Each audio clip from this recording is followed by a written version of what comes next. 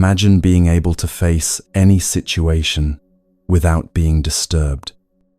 Not someday, not after years of practice, but having access right now to a place inside you that nothing can shake. A quiet strength that remains steady, whether you're in the middle of chaos or resting in peace. What if I told you that calm isn't something you need to achieve? That the unshakable mind you're searching for isn't somewhere out there? It's something you remember? 2,500 years ago, a man sat under a tree and discovered this. He had tried everything: pleasure, deprivation, every path imaginable. And what he finally understood changed the course of human wisdom. Not a religion, not a belief system, a map. A practical step-by-step map to peace that doesn't depend on your circumstances being perfect. That map is what I want to share with you today. These aren't abstract concepts. They're techniques that transform how you respond to stress, to adversity, to the unexpected challenges life brings. And they work whether you're in crisis right now or simply seeking something deeper. If it feels right, let me know in the comments where you're listening from. I love knowing you're out there. Find a comfortable position. Let yourself settle. This wisdom has traveled 25 centuries to reach you. It's not going anywhere.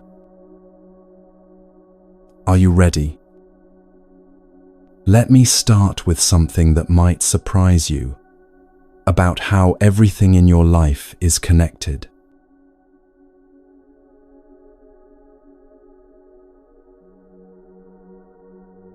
This morning, you probably did something without thinking about it. Maybe you made coffee or tea. Your hands moved through familiar motions, filling the kettle, measuring grounds or leaves, waiting for water to heat. Steam rose. That first sip touched your lips. Such a simple ritual, so ordinary you barely registered it happening. But let me show you something extraordinary hidden inside that ordinary moment. That cup in your hands contains the entire universe. I know that sounds like poetic exaggeration. Stay with me. Trace it back. Those coffee beans came from somewhere, perhaps Colombia's mountain slopes, maybe Ethiopia's ancient highlands, possibly Vietnam's red earth valleys. A farmer planted seeds in soil enriched by generations of fallen leaves, decomposed matter, minerals dissolved from rocks over millennia. Someone watered those young plants, their hands calloused from years of tending. Rain fell from clouds that formed over oceans thousands of miles away. Water evaporated from tropical seas, carried by winds shaped by the Earth's rotation, by temperature differences between equator and poles, by forces set in motion when the planet first formed 4.5 billion years ago. That rain nourished your coffee plants. Each morning, the sun rose, a star burning 93 million miles away, fusing hydrogen into helium, releasing light that traveled 8 minutes through the vacuum of space to warm those leaves. Photosynthesis transformed starlight into sugars, into growth, into the beans that eventually reached your cup. Human hands picked those ripe cherries. Real people with their own morning rituals, their own families, their own joys and heartbreaks. They sorted the harvest, their fingers moving with practiced efficiency learned over seasons. Others dried the beans under that same sun, turned them regularly, checked for quality. Roasters transformed green beans into aromatic brown. Someone designed the roasting equipment. Someone else manufactured it. Workers assembled the machines. Engineers solved problems that arose. Entire supply chains stretched across continents, ships crossing oceans, trucks rumbling over highways, warehouses storing and distributing. The water you used fell as rain somewhere, filtered through layers of earth and stone, collected in reservoirs built by workers who poured concrete and laid pipes. Engineers designed treatment systems. Pump operators monitored pressure. Infrastructure, maintained by thousands of people you'll never meet, made clean water flow from your tap. Your cup itself, if ceramic, someone dug clay from the earth, shaped it on a wheel or in a mold, glazed it with minerals, fired it in a kiln fueled by gas or electricity generated at power plants. If glass, sand, was melted at temperatures exceeding 2000 degrees. Artists designed the shape. Factory workers produced it.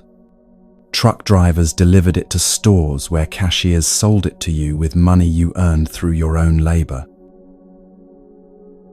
And you, standing there, able to lift that cup because your parents fed you, because farmers grew that food decades ago when you were young, because the earth provided nutrients, because the sun shone then too.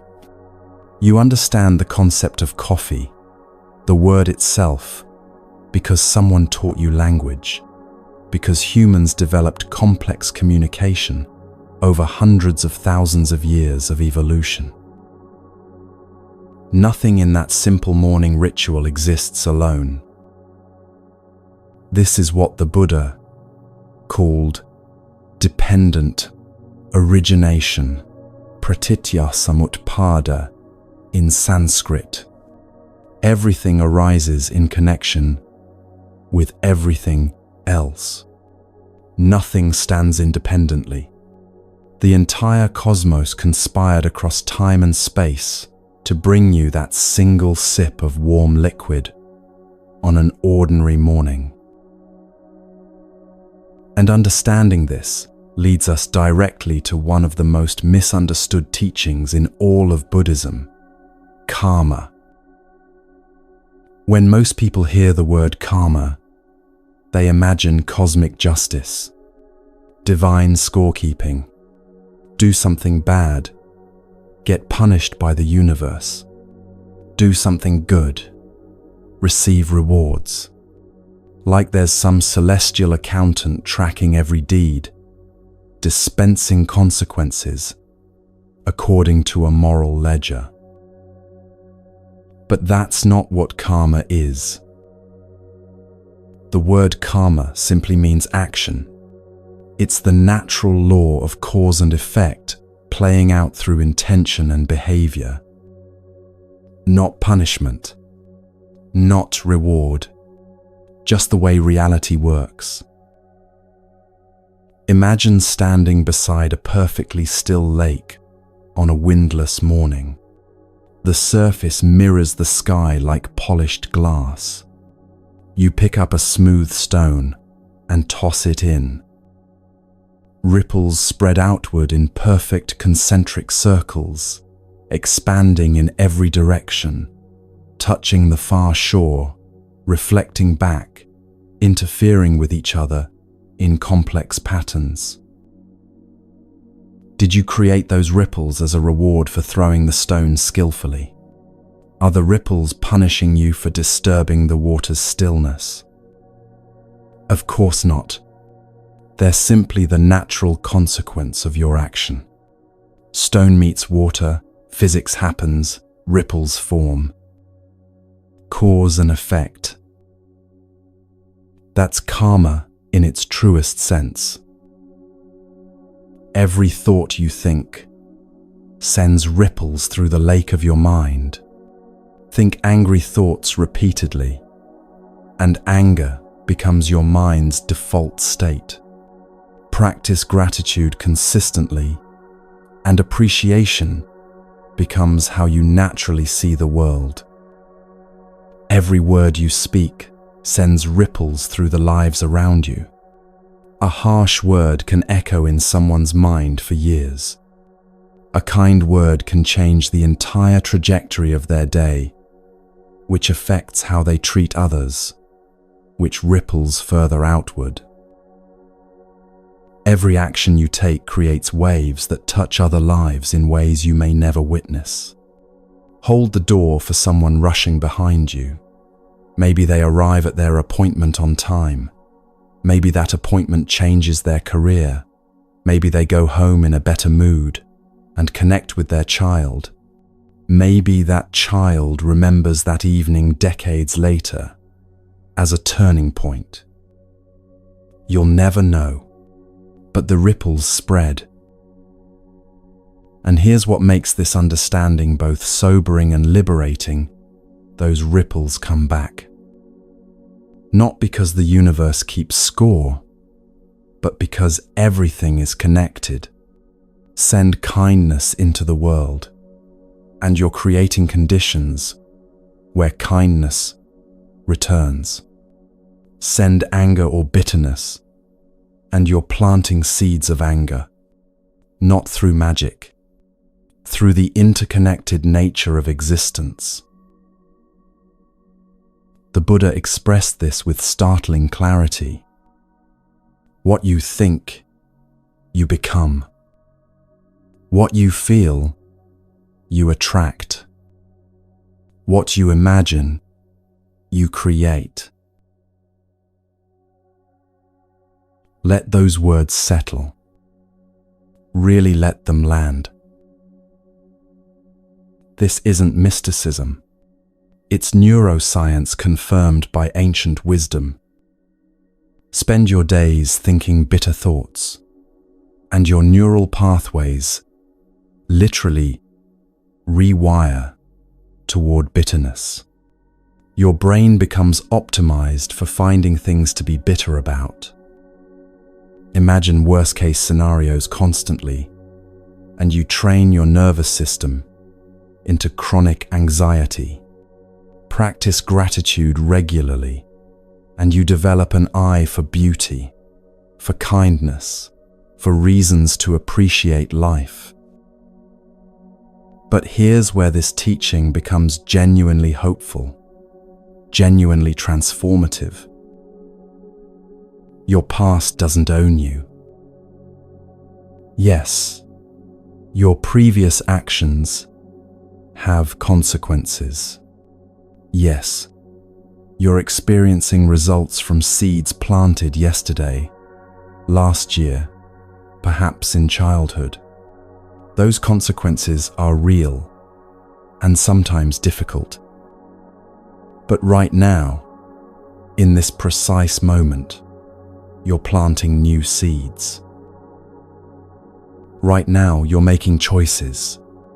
The choice to listen to these teachings rather than scroll mindlessly. The choice to seek wisdom rather than distraction. The choice to grow rather than stagnate. Each choice is karma in action.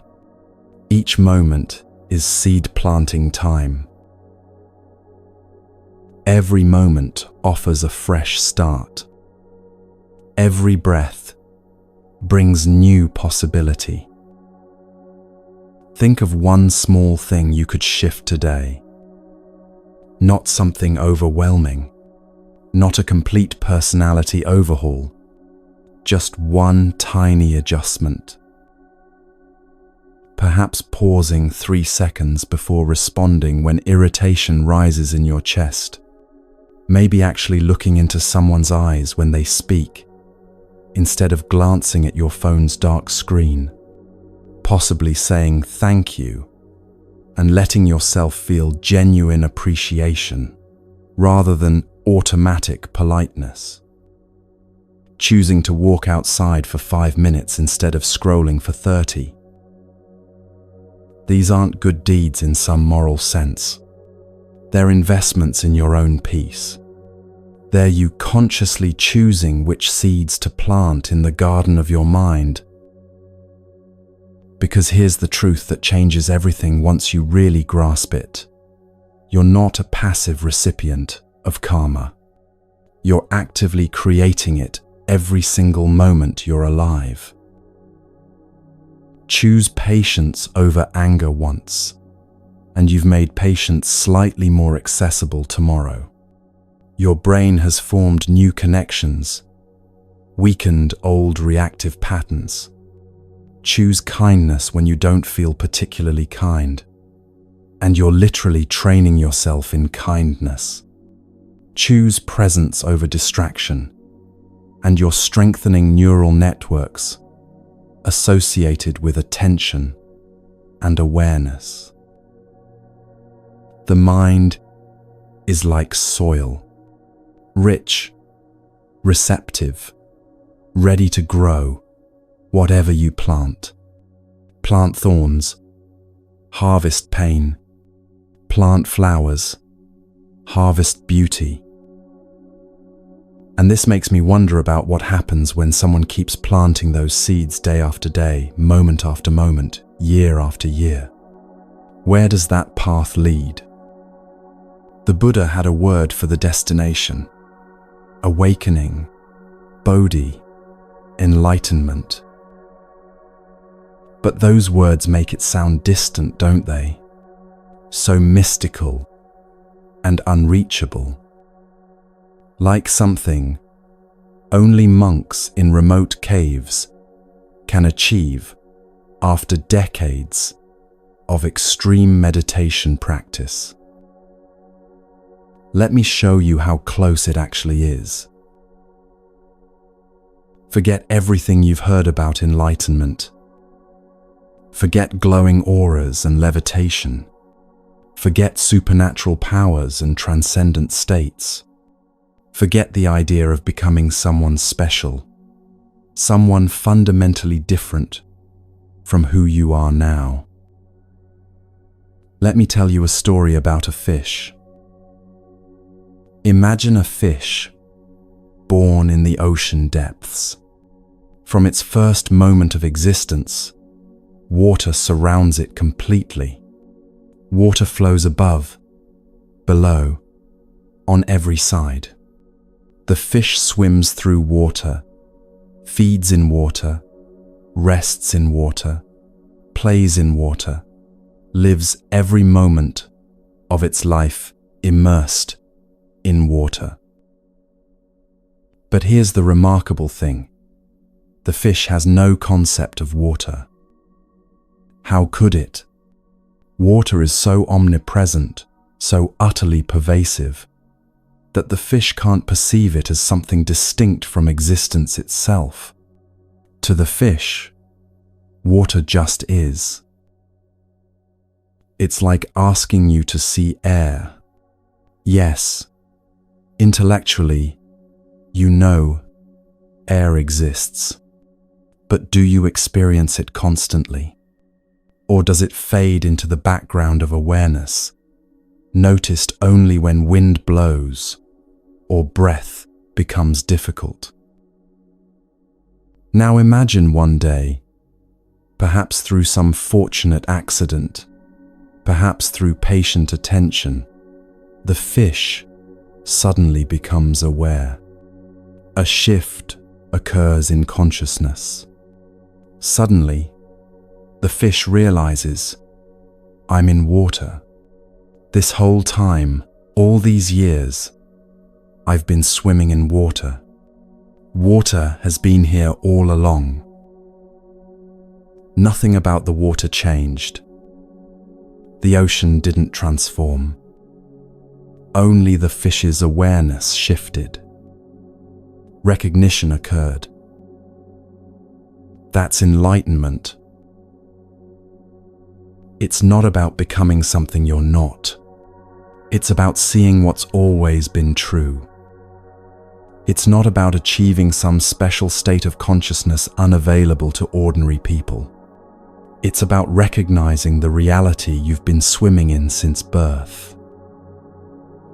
We spend our lives immersed in this present moment, in this field of awareness, but we don't see it. We're so busy thinking about the past, replaying conversations, regretting decisions, analyzing what went wrong, so busy planning the future, worrying about outcomes, imagining scenarios, trying to control what hasn't happened yet. So busy judging, comparing, wanting things to be different than they are. We miss the water we're swimming in. Enlightenment is simply waking up to what is. Not what was last year, not what might be tomorrow, not what should be, according to your preferences. What is right now, in this moment, exactly as it presents itself. And this matters tremendously because most human suffering comes from fighting reality.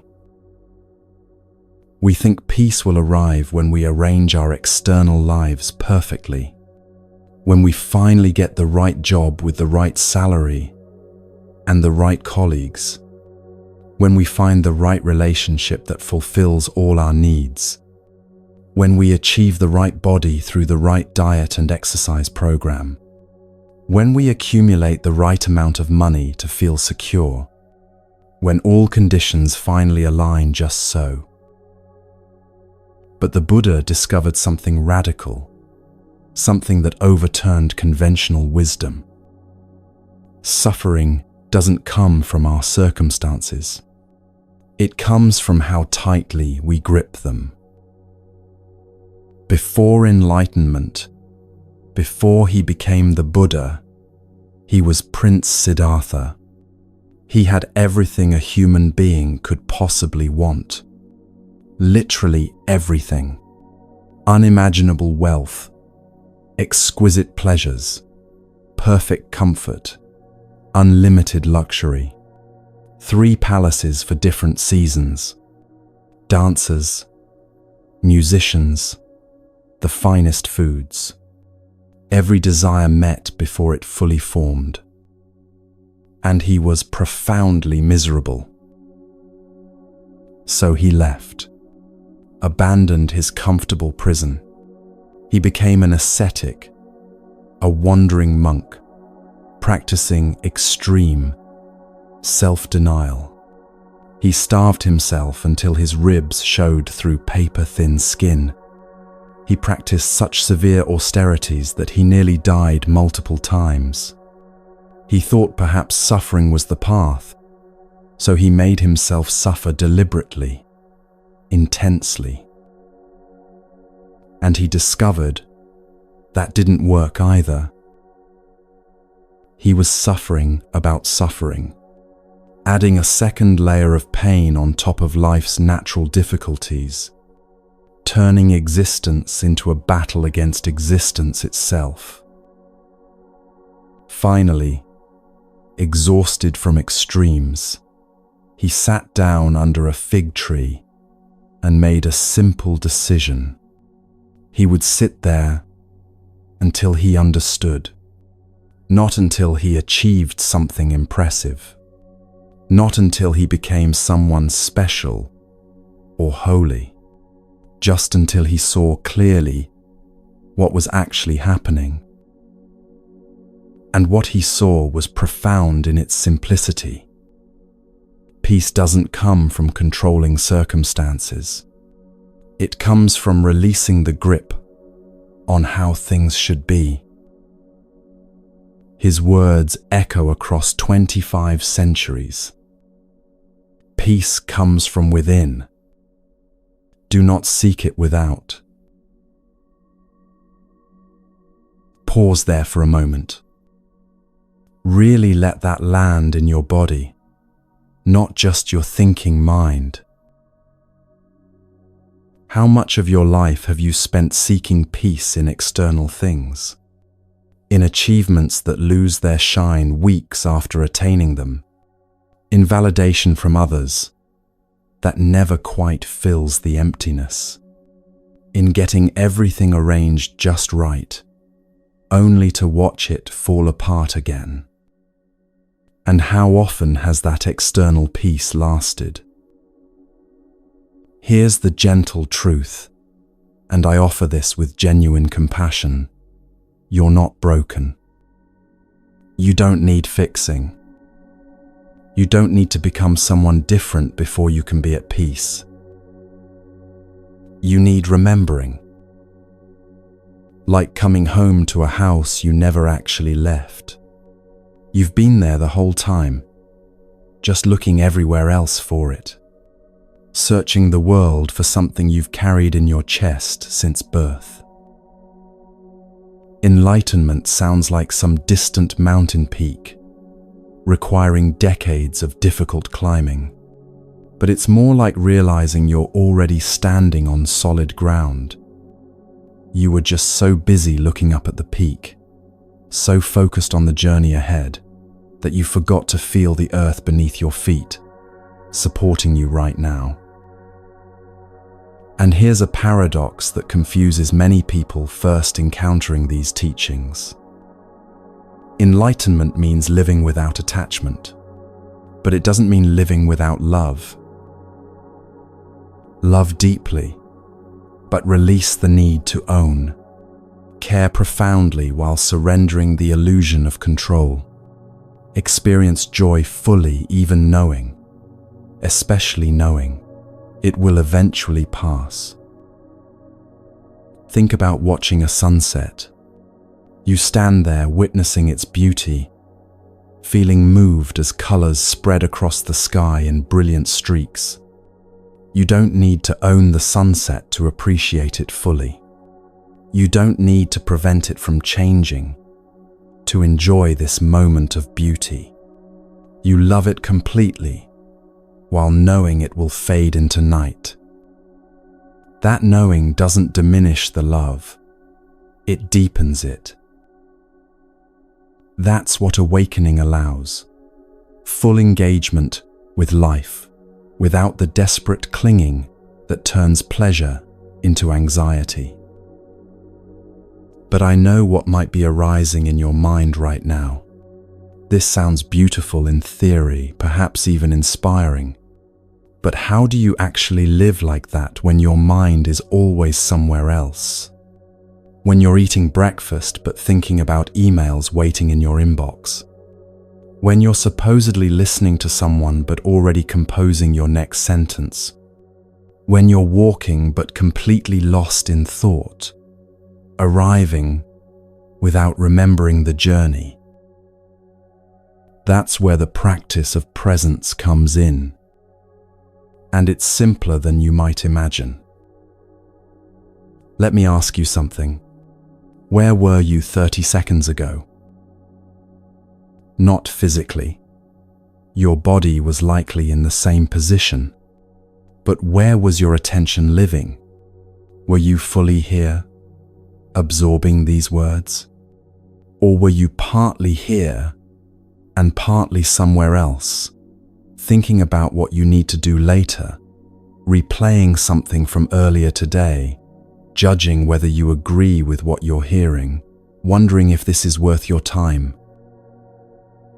Be honest with yourself. There's no wrong answer. I'm simply pointing to something we all experience constantly. We're almost never fully present. We eat while scrolling through phones, tasting nothing. We walk while lost in thought, seeing nothing around us. We talk while planning our next sentence, hearing nothing the other person is actually saying. We go through entire days, entire weeks, sometimes entire years, in a kind of waking sleep, physically present, but mentally absent. Life is happening, and we're missing it. The Buddha taught that our minds resemble lakes. When water is still, you can see all the way to the bottom, every stone, every fish, every detail, perfectly clear.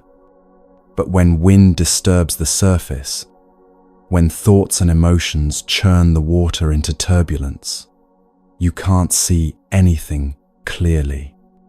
Everything becomes murky, distorted, unclear. Most of us live with constantly agitated water, thoughts racing like startled fish, worries spinning in repetitive loops, plans forming and reforming, judgments arising about everything we encounter. The wind of mental activity never stops blowing across the surface. Presence is what happens when the water settles. Not because you forced stillness through effort, but because you stopped adding more wind, stopped stirring the water with constant thinking. And then, clarity arrives naturally. You see things as they actually are, not filtered through your fears and desires and stories about how things should be. You experience life directly, instead of through the screen of constant mental commentary. Now, many people confuse mindfulness with relaxation. They approach it as a technique for feeling calm and peaceful. And yes, calm often comes as a natural byproduct, but that's not the point. Mindfulness isn't about achieving calm, though that frequently occurs. It's about waking up to the life you're already living. It's about being alive while you're alive. And you don't need anything special to practice this. You don't need a meditation cushion, or a quiet room, or perfect conditions. You don't need to wait until your life becomes less busy. Every single moment, exactly as it is, offers a doorway into presence. Your breath, it's always with you, always available. Feel it right now. Cool air entering your nostrils, the slight expansion of your chest or belly, the gentle release as you exhale. That's presence. That's being here. Nothing mystical, just awareness of what's actually happening. The taste of your next meal, instead of eating, while doing 3 other things simultaneously, what if you took one bite with complete attention, really tasted it, felt the texture, noticed how your body responds with satisfaction or aversion? That's not some fancy spiritual practice requiring years of training. That's just being alive to your own life.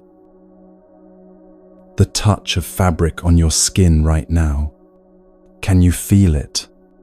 Your clothes against your shoulders, the chair supporting you, the ground under your feet if you're standing.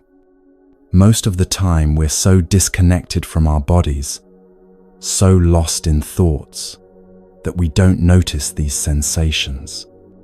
But they're always there, quietly inviting us back to now. Sound in this moment. What do you actually hear? Maybe birds singing outside your window. Maybe traffic humming in the distance. Maybe the sound of your own breathing, your heartbeat. Maybe silence itself, that vast quiet underneath everything. You don't have to do anything with these sounds. Don't have to analyze or judge them. Just notice them existing.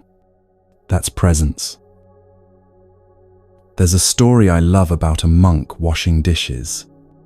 A young student, eager for profound teachings, asked him what the secret to enlightenment was. The monk looked up from the sink and said simply, "When you wash the dishes, wash the dishes." The student was confused, probably disappointed. He wanted some elaborate technique, some secret meditation practice, some complex philosophy. But the monk was pointing to the most profound thing there is. When you wash dishes, don't wash them to get them clean so you can move on to the next task. Don't wash them while your mind replays an argument from earlier or rehearses tomorrow's presentation. Just wash the dishes. Feel the warm water flowing over your hands. Notice the slickness of soap bubbles. Hear the gentle clink of plates. Be alive while washing them. That's it. That's the whole practice of presence. That's enlightenment, available in ordinary moments. The Buddha understood this deeply and expressed it with timeless clarity. Listen to his words, as relevant now as they were 2,500 years ago. The secret of health, for both mind and body, is not to mourn for the past, not to worry about the future, but to live the present moment wisely and earnestly. Let that sink in deeply.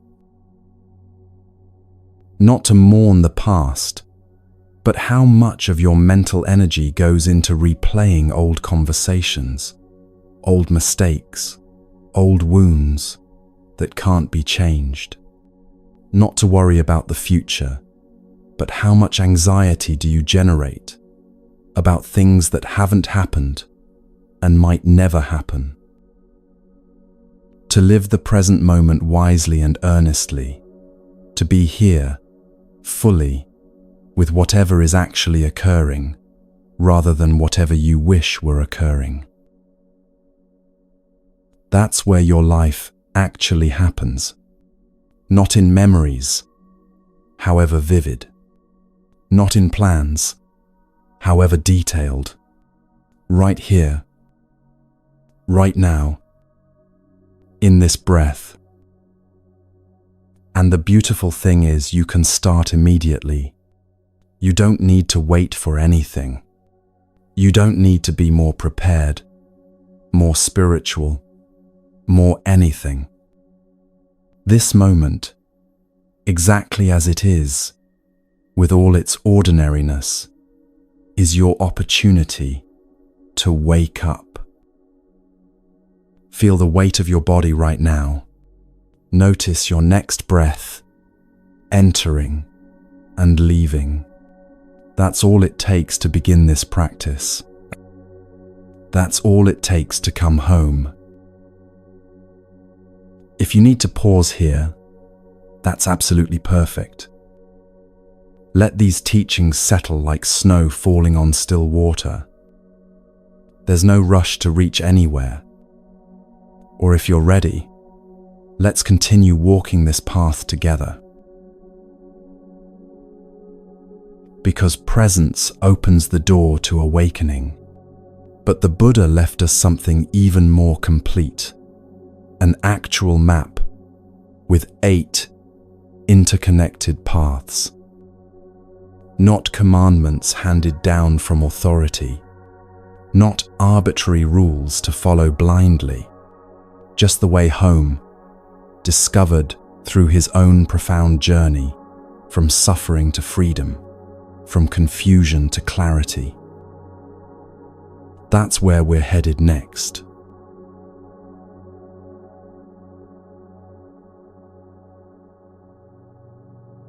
The Buddha tried everything: luxury that left him empty, starvation that made him weak, and finally, sitting beneath a tree as dawn approached, he understood there must be another way. That other way became known as the middle path, and it's the heart of everything he taught. There's a story about a musical instrument called the veena, something like a sitar with strings stretched across a hollow body. If you tune the strings too loose, they produce no sound at all, just a dull thud when plucked. Tighten them too much, and they snap under the tension. But find that precise point between not too tight, not too loose, and suddenly the instrument sings with perfect resonance. That's the middle way. Not compromise, not settling for mediocrity, precision. And the Buddha mapped out exactly what that precision looks like in 8 interconnected practices. Not commandments carved in stone, not rules to follow blindly, just clear observations about how reality works and how to work with reality instead of against it. These 8 paths weave together like threads in fabric. Pull one, and all the others shift. Practice one, and you strengthen all of them. Let me show you how they live in your daily life. The first path is right view, seeing things as they actually are, rather than through the distorting lens of your desires and fears. Remember that morning coffee we traced back through time and space. Everything in it was changing, transforming, connected to everything else. Right view means recognizing that same impermanence everywhere you look. Your body is changing this very moment. Cells dying, cells being born, nothing static. Your thoughts arise and dissolve like clouds, forming and dispersing. Your relationships evolve whether you want them to or not. Everything flows. Look at a photo of yourself as a child. Is that you? Same name. Yes. But every cell in that small body has been replaced multiple times since then. Every belief you held at 5 years old has likely shifted or vanished entirely. The personality, the memories, the physical form, all transformed. So where is the real you? Right view sees this clearly. There's no fixed, unchanging self at the center. And that's not sad or frightening. It's liberating. When you see things as they truly are, suffering loses its power over you. Because suffering comes from grasping what cannot be held, from demanding permanence in a universe of constant change. Right view releases that impossible demand. From seeing clearly comes the second path. Right intention. This is the decision, the commitment, the turning of your whole being toward peace and wisdom. This isn't just thinking positive thoughts. It's setting a direction for your life and choosing that direction over and over especially when you don't feel like it. It's deciding to respond with compassion, even when anger feels justified. It's choosing generosity when your instinct is to hoard. It's opting for honesty when lying would be easier. Imagine you have a relative who's difficult, critical, demanding, never satisfied. Every visit leaves you drained and frustrated. Right intention is deciding to visit anyway, not out of guilt or obligation, but from a genuine commitment to reduce suffering where you can.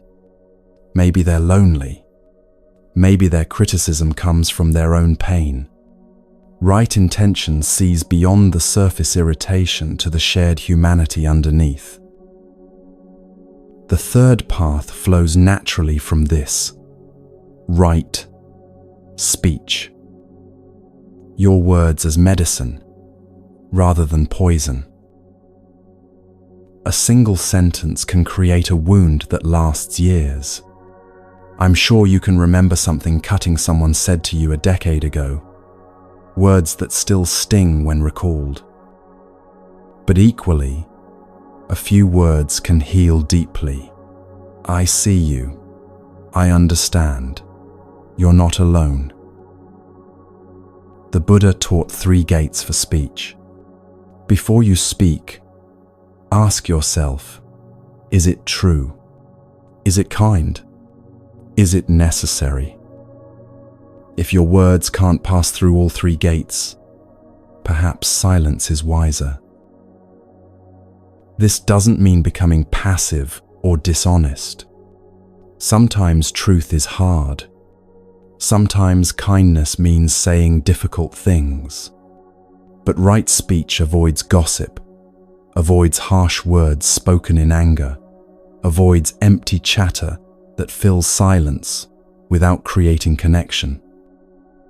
It means speaking with intention and care. Right action, the 4th path, extends this care beyond words into everything you do. Not just avoiding harm, but actively creating healing wherever possible. There's a story about a woman at the grocery store who noticed someone ahead of her counting coins, clearly short of what they needed. She could have looked away, minded her own business. Instead, she quietly handed the cashier enough to cover the difference. Small action, barely noticeable. But that person went home with food instead of shame. Maybe they remembered that kindness when they saw someone else struggling. Ripples spreading outward from one small choice. Right action means living with awareness that every choice matters. How you treat the server who brings your food. Whether you pick up litter you didn't drop. How you respond when someone cuts you off in traffic. Each moment is an opportunity to add a little more kindness or a little more suffering to the world. The 5th path addresses something we often ignore: right livelihood. How you earn your living matters deeply. Does your work create suffering or reduce it? This isn't about judging anyone's profession. A corporate lawyer might practice right livelihood by ensuring justice is served. A weapons manufacturer probably isn't, regardless of skill or dedication. The question is, does this work align with reducing harm and increasing well-being? But even in difficult jobs, in work that feels meaningless or frustrating, right livelihood appears in how you show up. There's a story about a janitor at a hospital who practiced his work as sacred service. He didn't just clean floors, He created healing environments. He smiled at patients shuffling past. He worked with care and presence. His title was janitor, but his practice was that of a bodhisattva, bringing comfort to those in pain. Right Livelihood asks, can you bring consciousness and compassion to your work, whatever it is? The sixth path is right effort, and this one is subtle. It's the difference between trying and forcing, between gentle persistence and exhausting struggle. Think about planting seeds. You place them in good soil, water them, ensure they get sunlight. Then you wait. You don't dig them up daily to check progress. You don't pull on the tiny shoots to make them grow faster. You provide conditions and allow natural processes to unfold. Right effort works this way. You practice consistently without forcing results. You show up daily without demanding immediate transformation. You trust the process. Bamboo grows this way, spending years developing root systems underground before suddenly shooting upward at astonishing speed. From the surface, nothing seems to be happening for years. But underground, foundations are being laid. Then one season, growth becomes visible and rapid. Your practice may feel like that. Days or weeks where nothing seems to change. Then suddenly, you notice you responded with patience where you would have exploded before. The underground work has been happening all along. The seventh path is right mindfulness, coming back to presence again and again. We explored this already, but here's what matters. Mindfulness isn't achieved once and then maintained forever. It's practiced moment by moment by moment. Your mind will wander thousands of times during meditation. That's not failure, that's the practice. Every time you notice the wandering and return to presence, you're strengthening awareness. Every distraction recognized is a small awakening. The monk who meditates for 30 years still experiences mind wandering. The difference is they notice more quickly and return more gently. Meditation isn't a special state reserved for cushions and silence. It's training that prepares you for life. When anger arises in traffic, can you notice it arising before it controls you? When anxiety begins its familiar spiral, can you recognize the pattern before you're lost in it? That's right mindfulness in action. The eighth path completes the circle, right concentration. One-pointed presence, undivided attention, the power of being fully here for whatever you're doing. This isn't just about sitting meditation, though that certainly develops concentration. It's about bringing complete attention to your child when they tell you about their day. It's about tasting your food fully instead of eating while scrolling. It's about listening to someone without planning your response while they speak. Our world trains us toward constant distraction, messages pinging, notifications, demanding attention, endless streams of content, fragmenting focus into smaller and smaller shards. Right concentration swims against this current. It says, This moment deserves your full presence. This person in front of you deserves your undivided attention. This task, however simple, deserves to be done with complete awareness. The Buddha expressed the power of this beautifully. Better than 1,000 hollow words is one word that brings peace. Let that settle. One word spoken with full presence, with genuine care, with complete attention, it carries more healing than volumes of empty speech. One action taken with total commitment transforms more than countless half-hearted gestures. This is the power of right concentration. And here's what's remarkable about these 8 paths. They're not separate. Practice right speech, and you naturally strengthen right action. Develop right mindfulness, and right concentration deepens automatically. See with right view, and right intention becomes clearer. They're like roots of a single tree spreading underground. You can't tell where one ends and another begins. Together, they form a complete practice for human life. Not a belief system to adopt, but a way of being to embody. Not rules to follow perfectly, but directions to move toward consistently.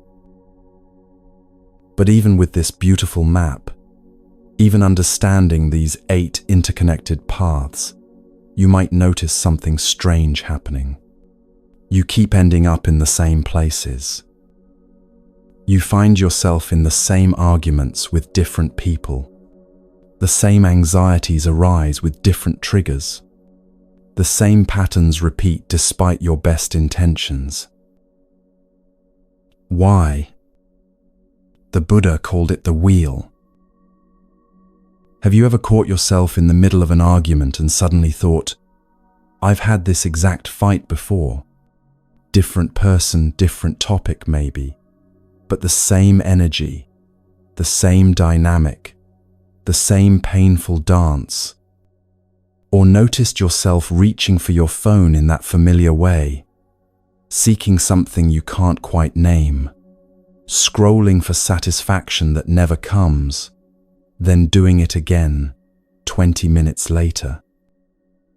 Or found yourself anxious about something new, but with a quality of anxiety that feels ancient and familiar, like you've carried this particular flavor of worry your whole life. The Buddha called this samsara, the wheel of repetitive patterns, cycling endlessly until we learn to step off. Now, traditional Buddhism speaks of samsara as the cycle of death and rebirth across lifetimes. Maybe that's true, maybe it's metaphor, I can't tell you with certainty. But what I can tell you with absolute certainty is this: samsara is definitely real within this one life. Same reactions to stress, just different stressors. Same patterns in relationships, just different partners. Same emotional loops, just different circumstances triggering them. The wheel keeps spinning, and we keep riding it, often without realizing we're on it at all. The Buddha identified 3 things that keep the wheel turning, 3 forces that trap us in repetition. He called them the 3 poisons, but they're really 3 kinds of blindness. The first is ignorance, and this doesn't mean stupidity or lack of education. It means not seeing clearly, not recognizing reality as it actually is. Imagine looking in a mirror and thinking your reflection is another person standing there. You might try to talk to them, get frustrated when they mimic your movements, feel confused about why they won't respond properly.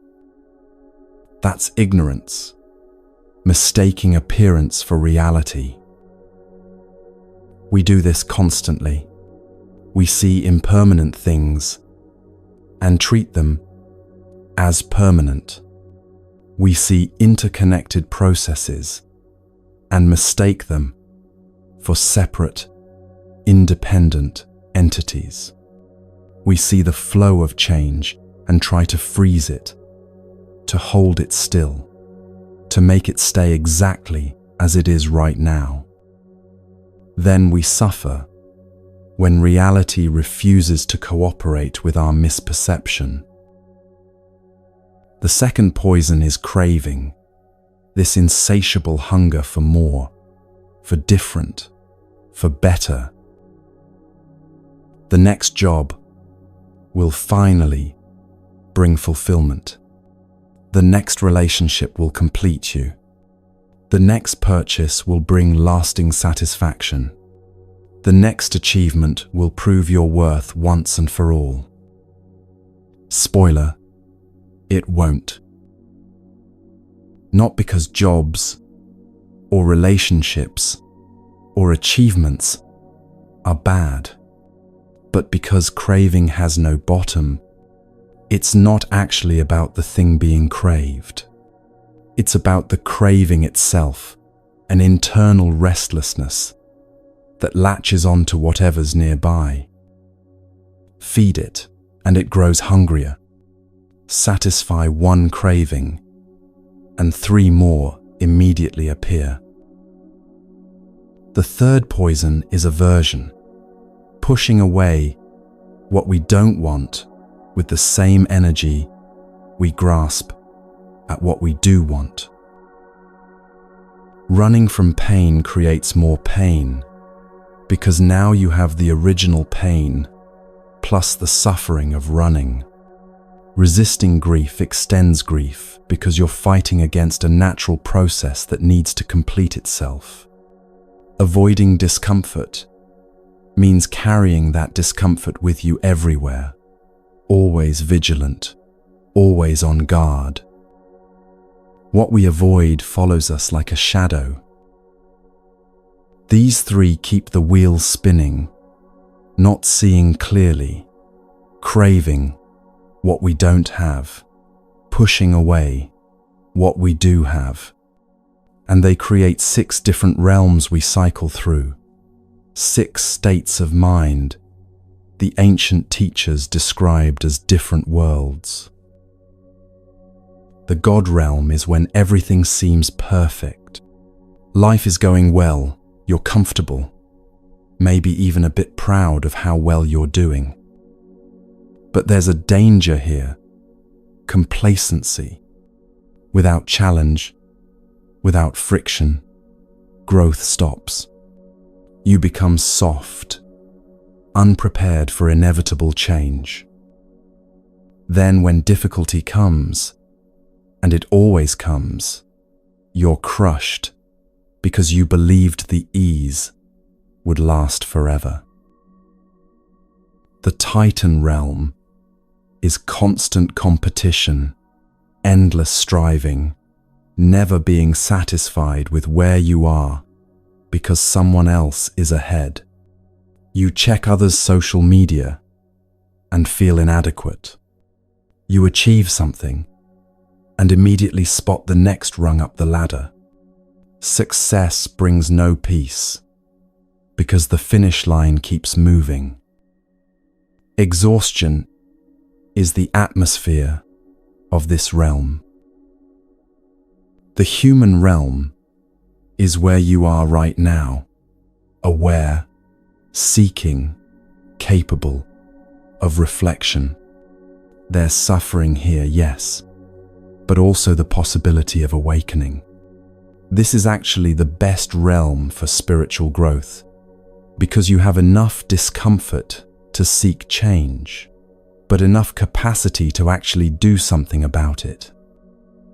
This is where the path becomes possible. The animal realm is pure survival mode, just getting through the day without deeper reflection or questioning. You wake, work, eat, sleep, repeat.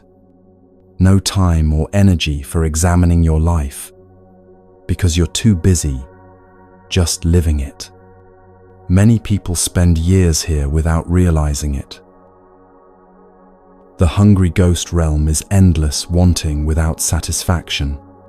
Traditional images show beings with tiny mouths and enormous empty bellies, taking in a little but needing so much more. This is addiction, whether to substances, achievement, validation, or just the next moment being different from this one. Always hungry, never full, no matter how much you consume. The hell realm is being consumed by rage, despair, or hatred. The world becomes hostile, everyone an enemy or a fool. Every interaction confirms your darkest beliefs. Pain and anger feed each other in a vicious cycle until nothing else exists. Some people visit this realm briefly during crisis. Others get trapped there for years. And here's what the Buddha wants you to understand. You visit all 6 realms in a single week, maybe in a single day. Morning feels like the God realm. Coffee tastes perfect. You're rested. Everything seems manageable. By noon, you're in the Titan realm, comparing yourself to a colleague's success. Afternoon brings the animal realm, just pushing through tasks mechanically. Evening might drop you into the hungry ghost realm, scrolling endlessly for something to fill the emptiness. Before bed, a moment of clarity, the human realm, recognizing these patterns. The wheel keeps turning, carrying you through these states, and you might not even notice the transitions. You might think this is just how life is, ups and downs, good days and bad days, the nature of existence. But the wheel only keeps turning as long as you keep feeding it, as long as you remain ignorant of how it works, as long as you keep grasping and pushing away. The moment you see the wheel turning, something shifts. The moment you recognize the pattern in the middle of the pattern, you're already beginning to step off. The Buddha said it simply: the root of suffering is attachment. Breathe with that truth. Not attachment to things, though that's part of it. Attachment to how things should be. Attachment to your story about who you are. Attachment to beliefs about how life ought to work. Attachment to permanence in a universe that only knows change. But attached to what, exactly? That's where the Buddha's most liberating truth comes in.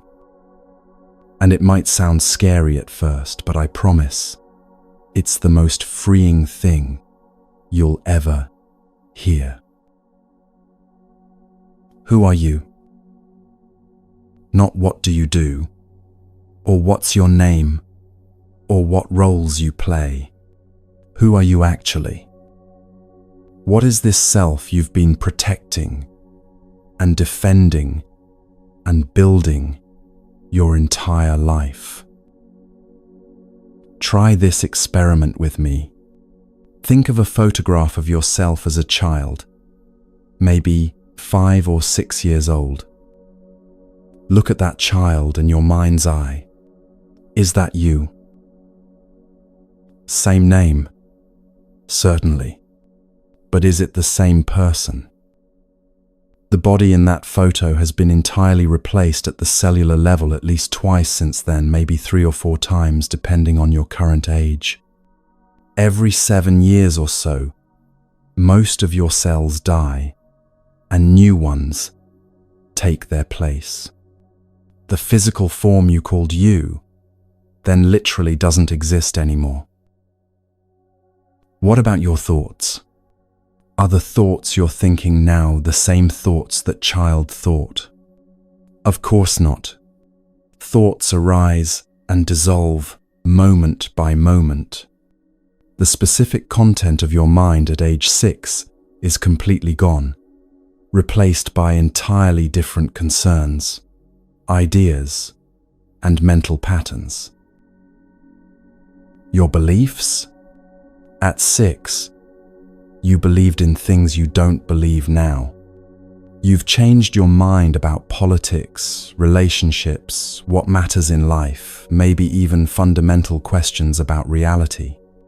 Beliefs shift and transform. Your memories? Research shows that memories change every time we recall them, subtly altering with each remembering. That story you tell about your childhood, it's not a fixed recording, but a constantly evolving narrative, shaped by present concerns and emotions. Even your memories aren't stable. Your name? That's just a label others gave you, a sound they made to get your attention. You could change it tomorrow and still be you, right? So where is the real, unchanging, essential you? This is what the Buddha discovered, and what confused and frightened his students at first. There's no solid, unchanging self at the center. You're not a thing. You're a process. You're more like a river than a rock. A river flows continuously, never the same water from one moment to the next. Yet, we call it by one name: the Mississippi, the Ganges, the Thames. The river is real, but it's not a fixed entity. It's a continuous process of flowing, changing, being fed by countless tributaries, losing water to evaporation, carving new channels, flooding and receding. You can't step in the same river twice, because it's literally not the same river. That's what you are, a flowing process, always continuous, but never static. And why does this matter so much? Because of what it frees you from. The ego spends its entire existence defending something that doesn't exist, taking offense at imagined attacks on an imaginary solid self, fearing loss of something it never actually had, building walls around emptiness, protecting a ghost. When you see through this, when you really understand there's no fixed self to defend, lightness arrives.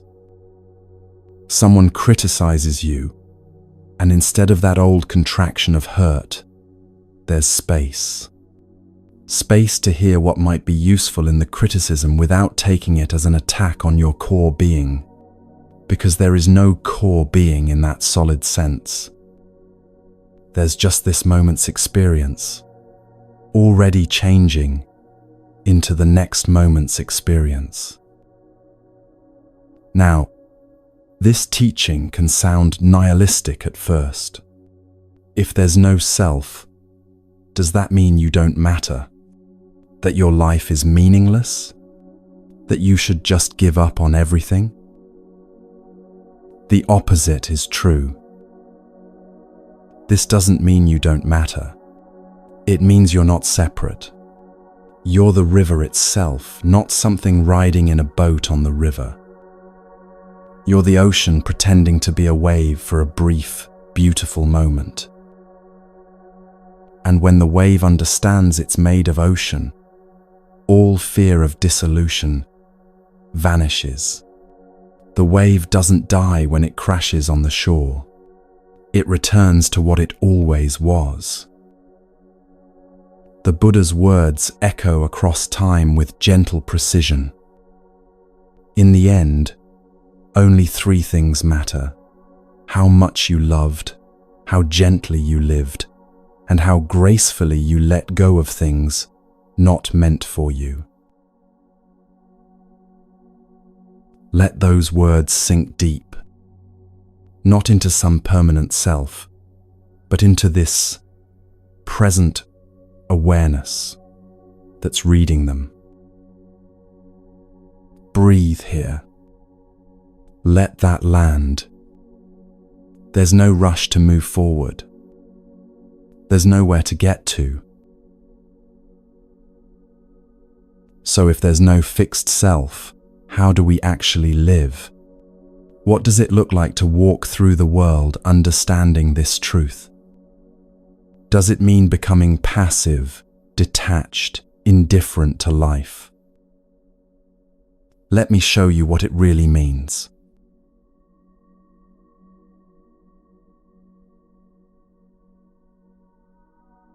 The Buddha almost died trying to find enlightenment. This isn't metaphor or exaggeration. He literally pushed his body to the edge of death, believing that extreme self-denial would reveal ultimate truth. He was a prince who had everything, so he tried having nothing. He ate 1 grain of rice per day. His ribs protruded so sharply you could count them through his skin. His eyes sank deep into his skull. Other ascetics looked at him with respect, even awe, because surely someone suffering this much must be close to enlightenment. But he wasn't. He was just starving. One day, weak and dizzy, on the verge of death, a young woman passed by and offered him a bowl of milk rice. Something in him recognized the absurdity of what he'd been doing. He accepted the bowl. He ate. The other ascetics were horrified. They mocked him, called him weak, said he'd given up on the spiritual path. They abandoned him there by the river. But he didn't care anymore because he'd discovered something more valuable than their approval: balance. That evening, with strength returning to his body, he sat beneath a fig tree and finally understood. The path wasn't deprivation or indulgence. It wasn't punishing the body or drowning in pleasure. It was the precise point between, like tuning that musical string to the exact tension where it could sing. This became the heart of everything he taught, the middle way. And it's shockingly relevant to how you live right now, this morning, this afternoon, tonight. Take your phone, that device, probably within arm's reach, right now. One extreme is throwing it away entirely, rejecting technology, disconnecting from the world.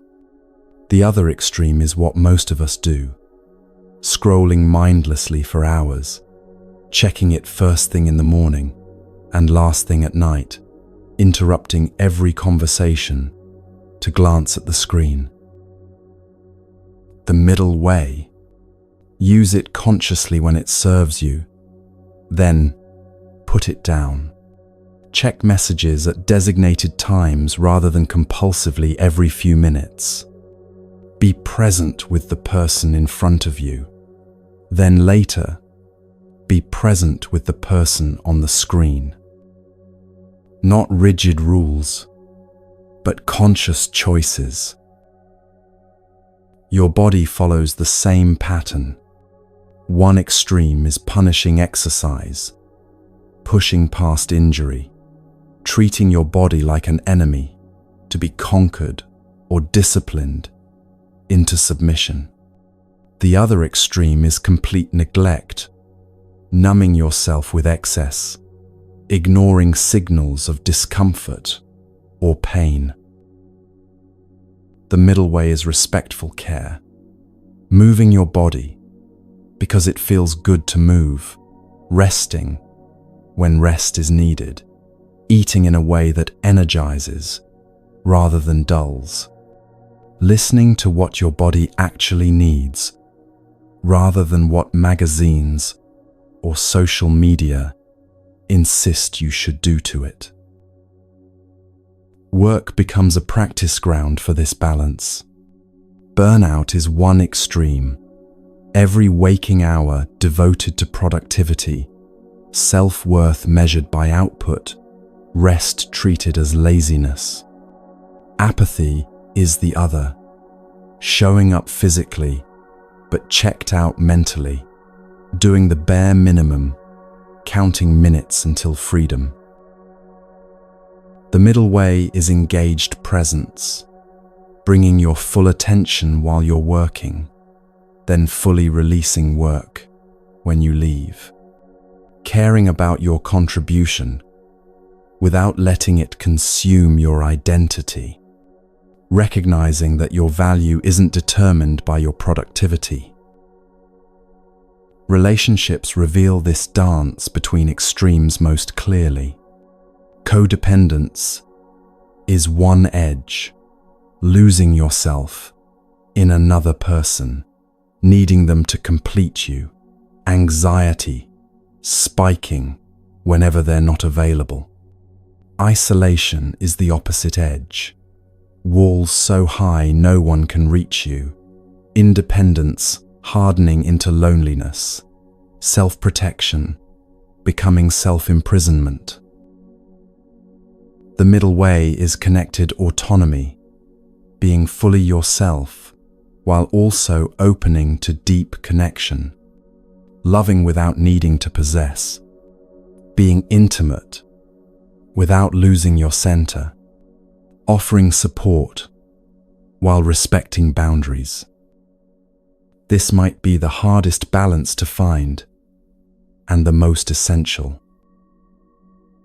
Notice where you swing to extremes in your own life.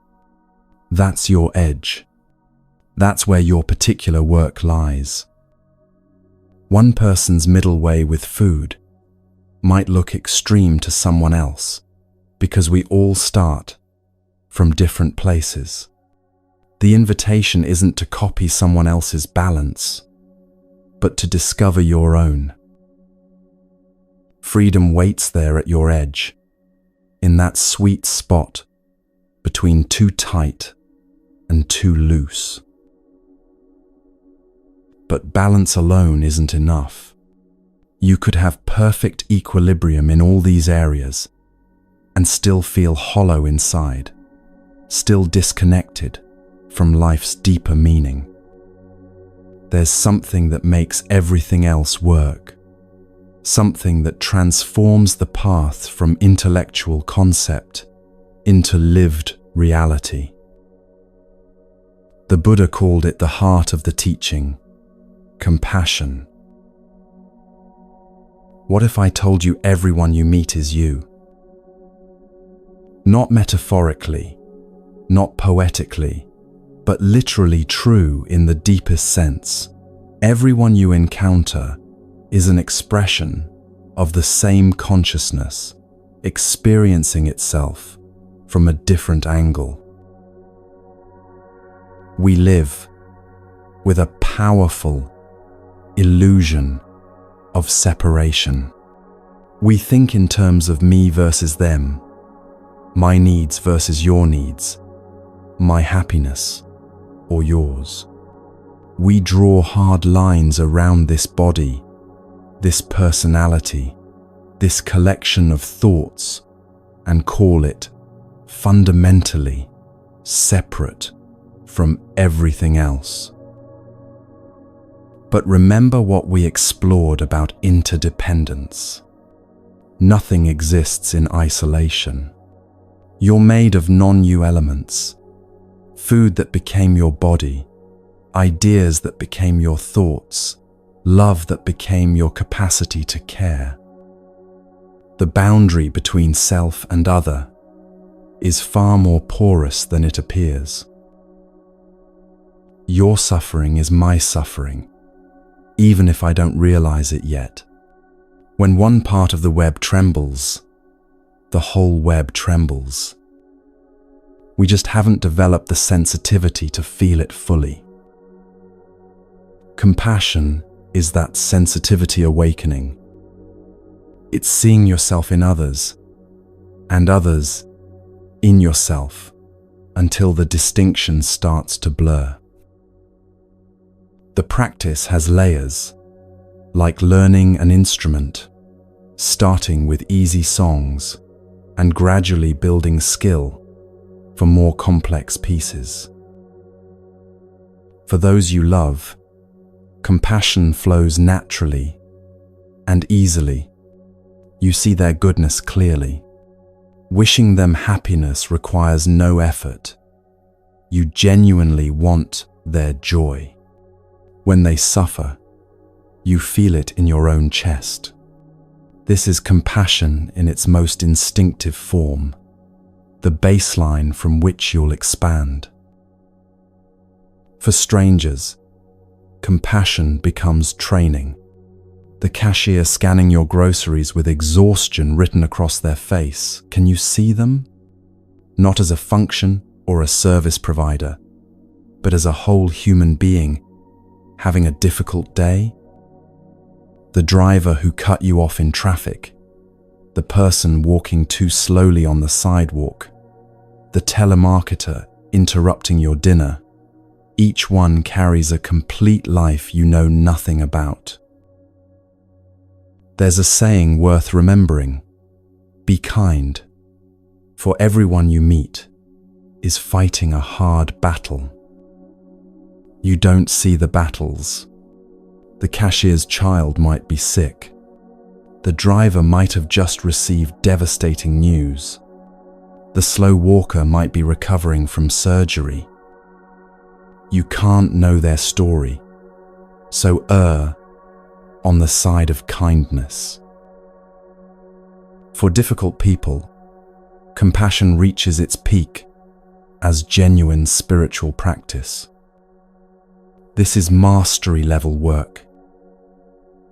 Someone who hurt you, who betrayed your trust, who said something cruel that still echoes in your mind years later, can you find compassion for them?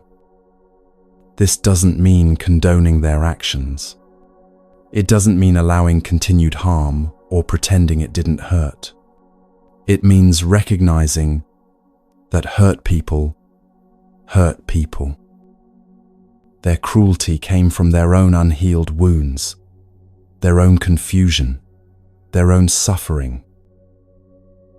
There's a story about a man in a grocery store who was rude and aggressive to everyone around him, snapping at the staff, being impatient, radiating hostility. People gave him angry looks, muttered under their breath about his behavior. Then someone overheard him on the phone in the parking lot. His wife had just left him that morning, taking their children. Suddenly, his behavior made sense. It didn't excuse it, but it explained it. Compassion arose naturally once the context was visible. The truth is, everyone acting badly has a context you can't see. Everyone lashing out is bleeding from somewhere. Compassion doesn't require knowing the specific wound, just recognizing that it exists. But there's one person most of us struggle to feel compassion for more than anyone else: ourselves. We're often cruelest to ourselves. That voice in your head that criticizes every mistake, that replays your failures, that tells you you're not enough, not trying hard enough, not good enough, not lovable enough. Would you let someone else talk to you that way? Would you let a friend berate your child with that harshness? Of course not. Yet you let that voice run unchallenged in your own mind. Self-compassion isn't selfish or indulgent. It's foundational. You genuinely cannot pour from an empty cup. You cannot offer others what you refuse to give yourself. Treating yourself with harshness doesn't make you strong or disciplined. It makes you fragile and defensive. The Buddha's words on this are unequivocal. You yourself, as much as anybody in the entire universe, deserve your love and affection. Let that truth settle into your bones. As much as anybody, not less. Not after everyone else is taken care of. As much. Let's try something together, right now. Just for a moment. Bring to mind someone you love deeply. A child, a partner, a dear friend, someone whose happiness matters to you. Feel that warmth in your chest, that natural affection. Now, silently, say these words to them. May you be happy. May you be peaceful. May you be free from suffering. Notice how natural that feels, how much you genuinely want those things for them. Now, and this might be harder, say the same thing to yourself. May I be happy. May I be peaceful. May I be free from suffering. Notice how that feels. Maybe uncomfortable, maybe awkward, maybe like you don't quite deserve it. Maybe surprisingly tender, like a door you didn't know existed, just opened a crack. That feeling, whatever it is important information. That's where your work with self-compassion begins. Compassion is the heart of the path, the force that animates everything else. Without it, the eightfold path becomes a set of rules you follow to feel superior. With it, the path becomes a natural expression of caring for all beings, including yourself. But there's a practice that trains everything we've been discussing: your attention, your awareness, your capacity to be with what is, rather than what you wish it were. And it's simpler than you might think. You don't have to sit cross-legged on a cushion to meditate. You don't need special equipment, or perfect conditions, or years of preparation. But I'll tell you what meditation actually is, and you can decide how to practice it in your own life. First, let's clear away what meditation isn't. It's not about emptying your mind of all thoughts. That's impossible while you're alive. Thoughts are what minds do, like breathing is what lungs do. Trying to stop thoughts is like trying to stop your heart from beating, misguided, and exhausting. Meditation isn't a blissful escape from reality where you float away on clouds of peace. Sometimes it's peaceful, yes, but sometimes it's uncomfortable, boring, frustrating, or filled with difficult emotions. It's not about feeling a certain way. It's not a special state of consciousness, available only to spiritual adepts. It's not religious ritual, though religious people certainly practice it. You don't need to believe anything or join anything to meditate. So what is it? Meditation is watching the river of thoughts without jumping in. It's observing the mind's activity without getting swept away by it.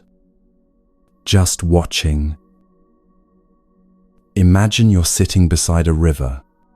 Leaves and twigs float past on the current.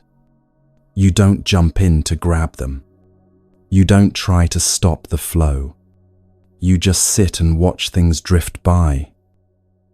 That's what meditation does with thoughts.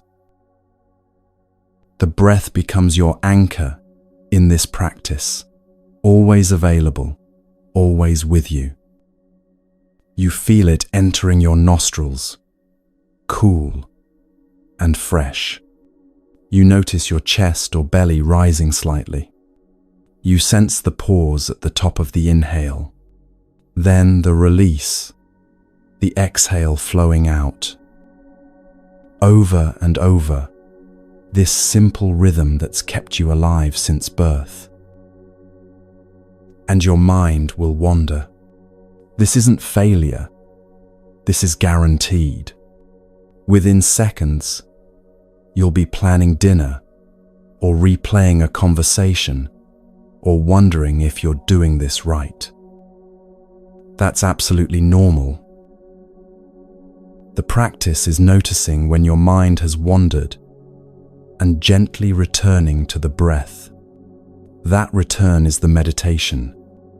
Not staying focused for long periods, but returning again and again when you notice you've drifted. You might return 1,000 times in 10 minutes. Each return is a small awakening, a moment of choosing presence over distraction. You don't fail at meditation when your mind wanders. The wandering is the meditation. The noticing is the meditation. The returning is the meditation. All of it together is the practice. As you develop stability with the breath, meditation naturally deepens into what's called vipassana, seeing clearly, insight meditation. You expand your awareness beyond just breathing. Notice body sensations, the pressure of your seat, tingling in your hands, warmth or coolness, tension or ease. You're not trying to change anything, just observing what's actually present. Notice sounds, birds outside, traffic humming, the refrigerator cycling on, your own heartbeat. Let sounds come and go, without labeling or judging them as good or bad, pleasant or unpleasant. Notice emotions arising and passing through like weather systems moving across the sky. Anxiety appears, peaks, fades. Sadness wells up, lingers, dissipates. Joy bubbles through, sparkles, settles. You're not controlling them or pushing them away. You're simply observing them happening. And here's the revolutionary part, the insight that changes everything. You start to see that thoughts aren't you. They're weather passing through your inner sky. You are the sky itself, vast and unchanging, while thoughts are just clouds drifting across. This understanding transforms your relationship with your own mind. That anxious thought about tomorrow doesn't define you. It's just a thought arising in awareness. That harsh self-judgment isn't the truth about who you are. It's just another cloud passing through. You are the spacious awareness in which all these mental events occur. But meditation isn't limited to sitting on a cushion in silence. That formal practice trains you, strengthens your attention, but the real meditation is everywhere. Washing dishes becomes meditation when you feel the warm water. Notice the slickness of soap. Hear the gentle clink of plates without your mind being somewhere else. That's meditation. Walking becomes meditation when you feel each foot contacting the ground. Sense your weight shifting. Notice the rhythm of your stride, while your mind stays with the actual experience of walking. That's meditation. Listening to someone speak becomes meditation when you're fully receiving their words, without planning your response, without judging what they're saying, just being present to their expression. That's meditation. Anything done with full presence, without the mind splitting off into past or future, is meditation in action. There's a beautiful Zen story about this. A student approached the master and asked earnestly, "What is enlightenment?" The master looked up from the vegetables he was preparing and said, "When you wash rice, wash rice. When you chop vegetables, chop vegetables." The student was confused, probably disappointed by such a simple answer. He wanted something profound, some secret teaching, some complex practice.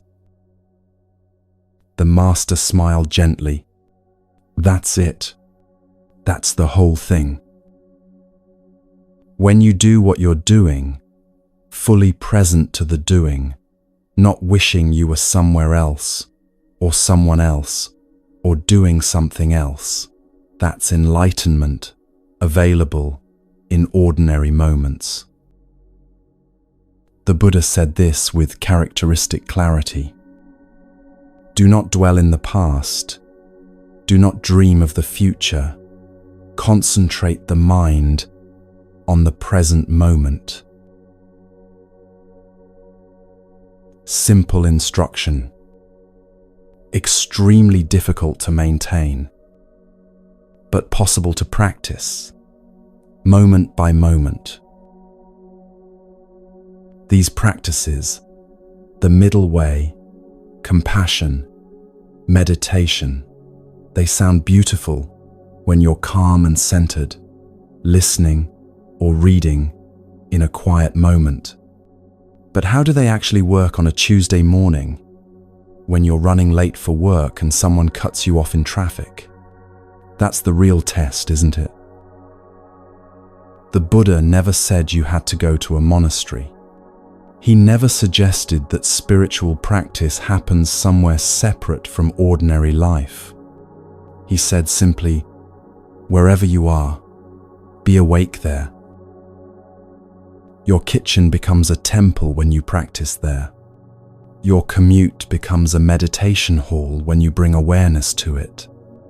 Your difficult conversation becomes a training ground when you stay present through it.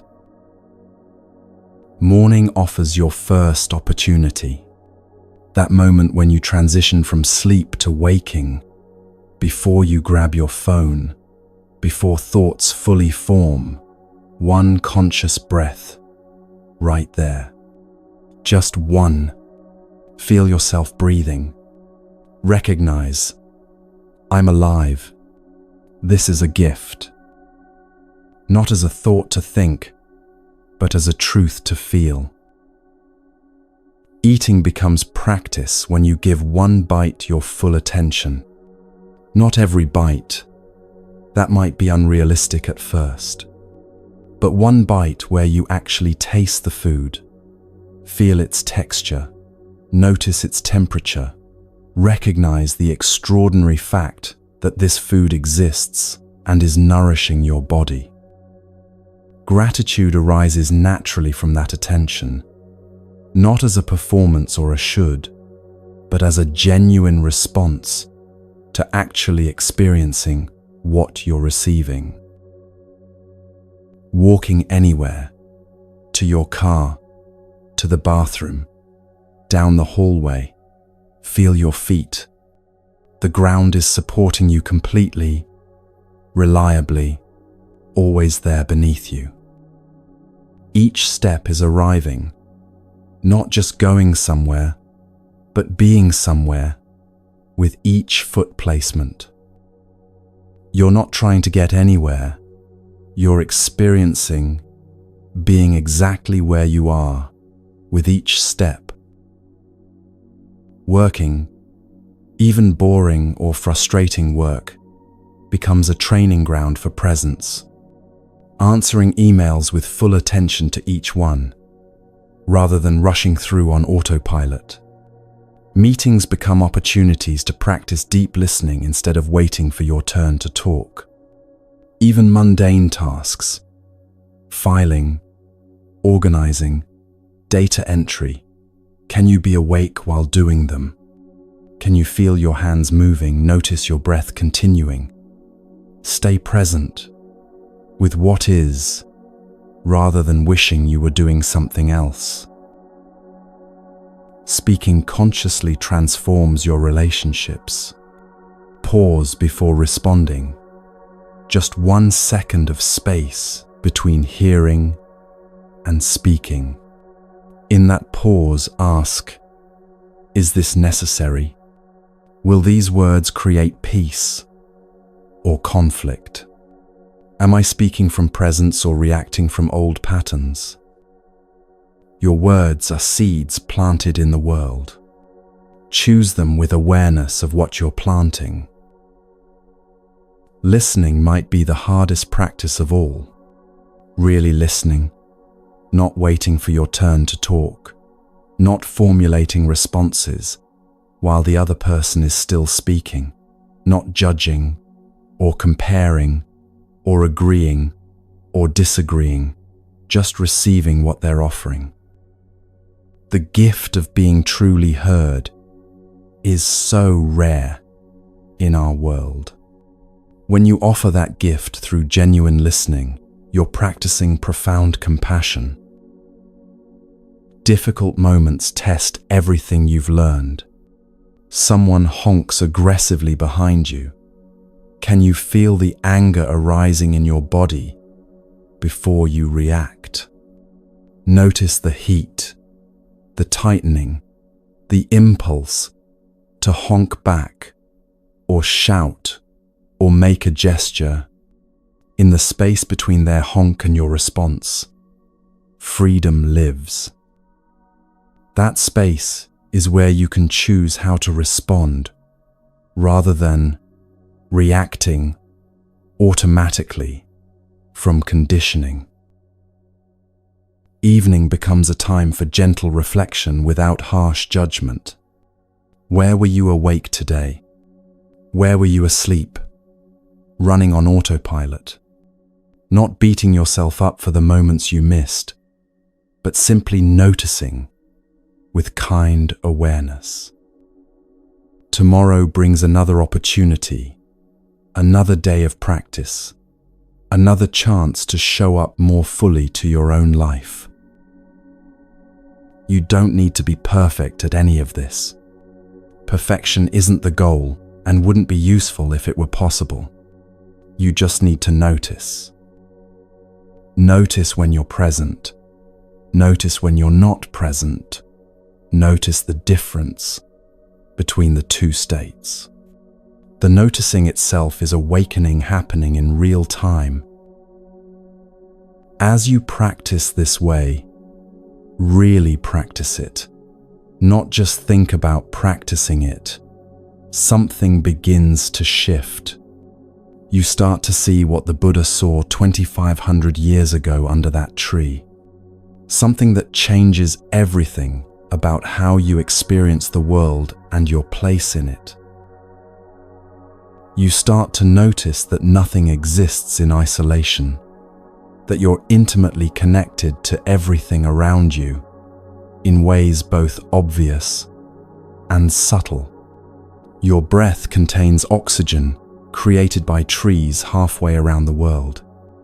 Your thoughts are shaped by conversations, books, experiences stretching back before your birth. Your actions ripple outward, touching lives you'll never meet. The hard boundary you drew between self and other begins to soften, blur, reveal itself as more permeable than you thought. That insight takes us deeper still, into understanding how profoundly interconnected all of existence truly is.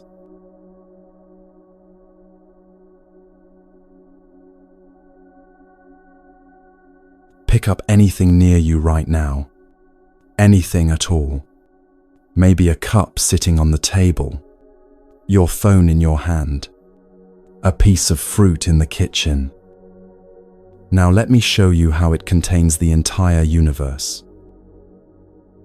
Let's say you picked up an apple. Simple, ordinary, unremarkable. But look deeper.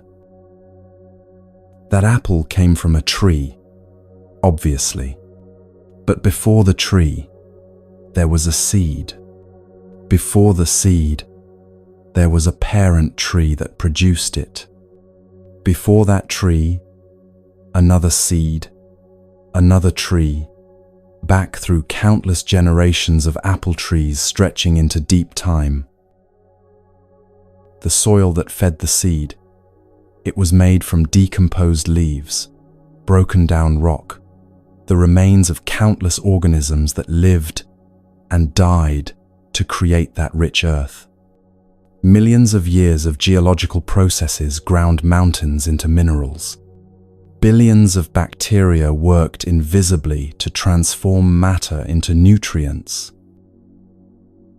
Rain watered that soil. Where did the rain come from? Oceans heated by the sun, water evaporating, rising, condensing into clouds, traveling on winds shaped by the Earth's rotation and temperature gradients. The rain connects your apple to every ocean on the planet.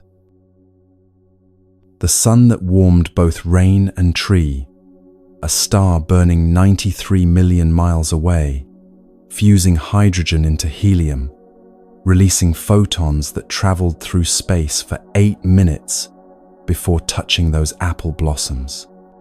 Your apple is made of sunlight transformed into sugar through photosynthesis, that miraculous process of turning light into life. A farmer planted the orchard years ago. That farmer learned from their parents, who learned from their parents, knowledge passed down through generations. The farmer ate food grown by other farmers, drank water from distant watersheds, breathed air created by forests and plankton. The farmer's entire life, with all its joys and struggles, is woven into this apple. Hands picked the apple at just the right moment of ripeness. hands belonging to someone with their own story, their own family, their own dreams and disappointments. Maybe they were thinking about their children while picking. Maybe they were worrying about bills or remembering a joke someone told. Their consciousness, their humanity, touched this fruit. A truck transported it, burning fuel refined from ancient organisms, compressed over millions of years into oil. The driver navigated roads built by workers using materials mined from the earth and refined through industrial processes. The truck itself was designed by engineers, manufactured by assembly line workers, shipped from factories powered by electricity, generated at distant power plants.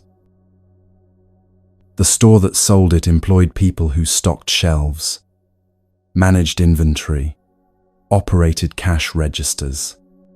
You bought it with money earned through your own labor, work made possible by education you received from teachers who devoted their lives to passing on knowledge they received from their teachers, back through an unbroken chain of human learning stretching to the first person who ever taught anything to anyone. Back and back and back, threads of connection extending in every direction through time and space. There's nothing in that apple that's apple alone.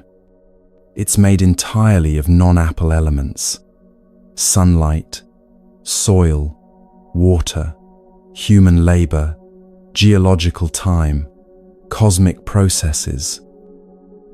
Remove any one of those elements, and you have no apple. And so are you. You're made of your mother's body, the literal substance of her that became the substance of you. The food you've eaten through your entire life, plants and animals that gave their existence to continue yours. Every meal you've ever consumed is now walking around as part of your body. You're made of words you've heard, language that shaped how you think, stories that formed your understanding of what's possible, conversations that altered the direction of your life. Ideas from books written by people you'll never meet live in your mind, as if they were your own thoughts. You're made of pain you've survived, experiences that felt like they would break you, but instead broke you open, creating space for wisdom and compassion you couldn't access before. You're made of love you've received, every kind word, every supportive presence, every moment someone saw you truly and accepted what they saw. Every person you've ever met has left traces in you. The teacher who believed in you changed your trajectory. The friend who betrayed you taught you something about trust and boundaries.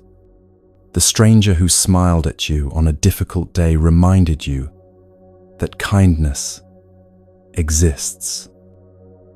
They're all in you now, part of the fabric of who you've become.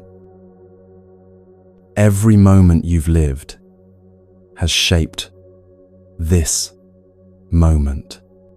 You're not a fixed thing, but a process, a flowing together of countless causes and conditions. A verb disguised as a noun. The Vietnamese monk Thich Nhat Hanh created a word for this reality: interbeing. Not being, but interbeing. We inter-are. You can't be by yourself alone. You can only interbe with everything else. Why does this matter so profoundly? For gratitude, first of all. When you see how nothing is truly yours in the sense of being independent and self-created, gratitude becomes a natural response to existence itself. The meal you eat represents infinite generosity, not just the obvious generosity of whoever prepared it or paid for it, but the generosity of soil and sun and rain, of farmers and truckers and grocery workers, of plants giving themselves to become your nourishment. You're receiving constantly, every moment, from the entire universe. Nothing you have is really yours in the possessive sense. It's all borrowed, all gift, all temporary. Even your body is borrowed from the earth and will return to it. This recognition doesn't diminish life. It deepens appreciation for the miracle of having anything at all. For responsibility, this understanding transforms everything. Your actions ripple outward through the web of connection in ways you can't fully track. Harm anyone, and you harm yourself because there's no real separation, only apparent boundaries. Help anyone, and you help yourself through the same interconnection. There is no way to throw things. Trash goes somewhere, affects something, enters the cycle. Carbon emissions warm the atmosphere that surrounds us all. Plastic in the ocean becomes plastic in fish, becomes plastic in your body. Every action has consequences that return, perhaps not directly, but inevitably through the interconnected web. For compassion, interbeing provides the deepest foundation possible. Their suffering is your suffering, not because you should care out of some moral obligation, but because at the deepest level, there's no actual separation between you and them. The boundaries we draw are conventions, useful for navigation, but not ultimately real. Like drawing a line in the ocean and saying this water is separate from that water. The line exists only in concept, not in the flowing reality of the sea. There's an old story about two wolves worth remembering here. A grandfather tells his grandson, "There are two wolves fighting inside me. One is anger, greed, resentment, lies, ego. The other is love, compassion, peace, truth, humility."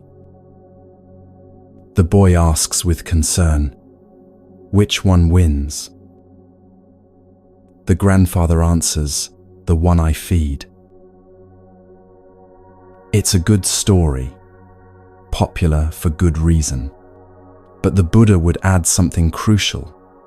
Both wolves are fed by everyone. We're all feeding all the wolves together through the interconnected web of cause and effect. When you feed the wolf of anger in yourself, you're strengthening anger in the collective field of consciousness we all share. When you feed the wolf of compassion, you're making compassion more accessible to everyone. Your inner work is never just personal. It's always also transpersonal, affecting the whole.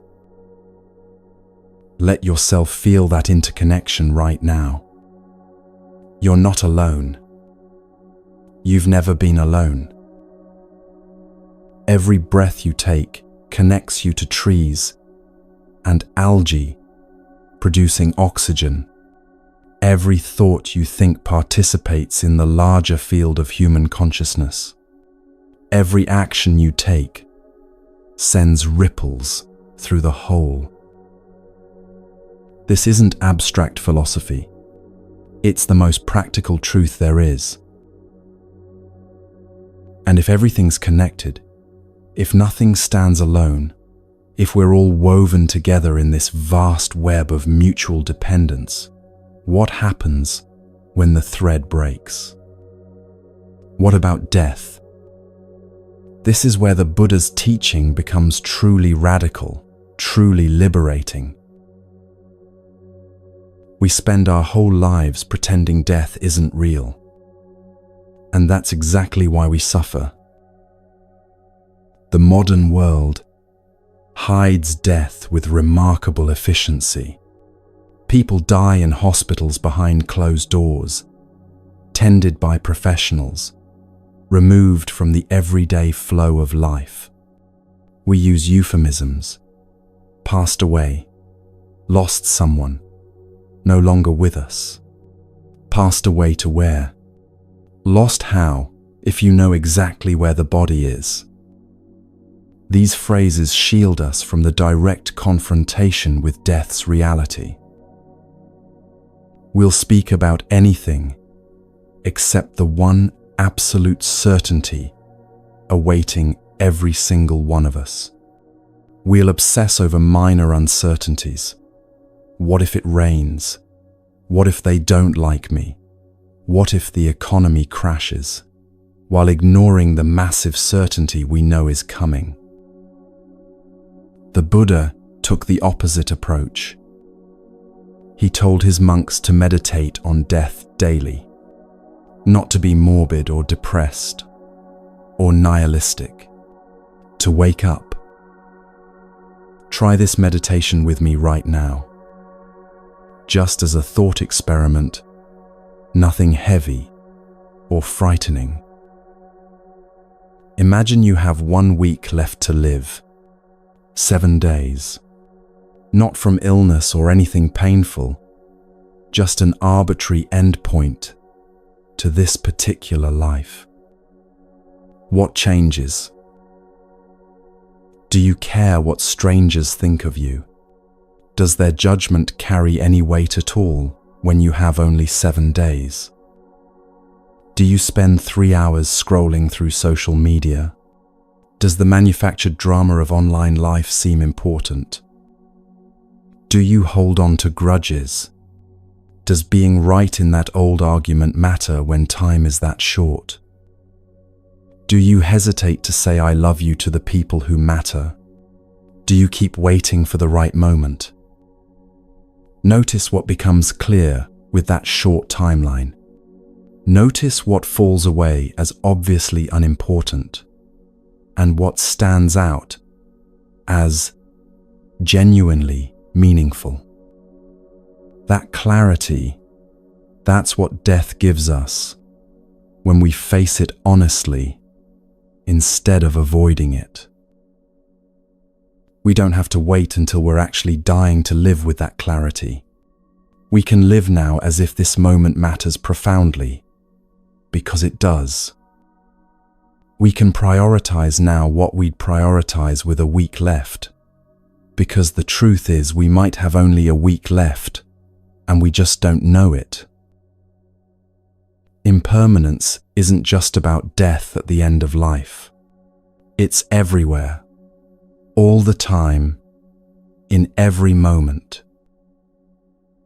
Seasons change in their eternal cycle, spring's explosion of life, giving way to summer's fullness, giving way to autumn's release, giving way to winter's rest.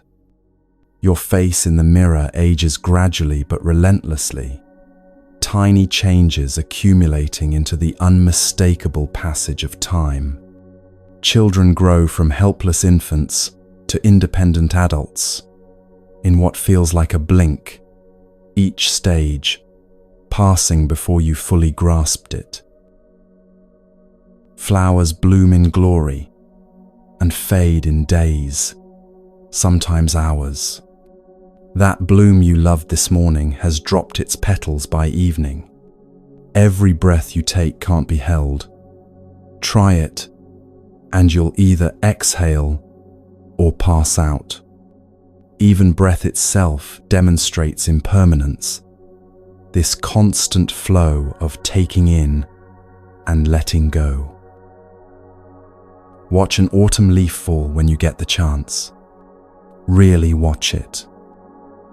It doesn't resist the separation from the branch. It doesn't cling screaming, "But I'm not ready." It simply releases and falls, spiraling gracefully down, landing softly on the earth. There it decomposes, becomes soil, feeds next spring's growth. The cycle continues. Nothing truly lost, just transformed. That's the natural way of things. We're the only creatures who resist it, who think we should be the exception to this universal pattern.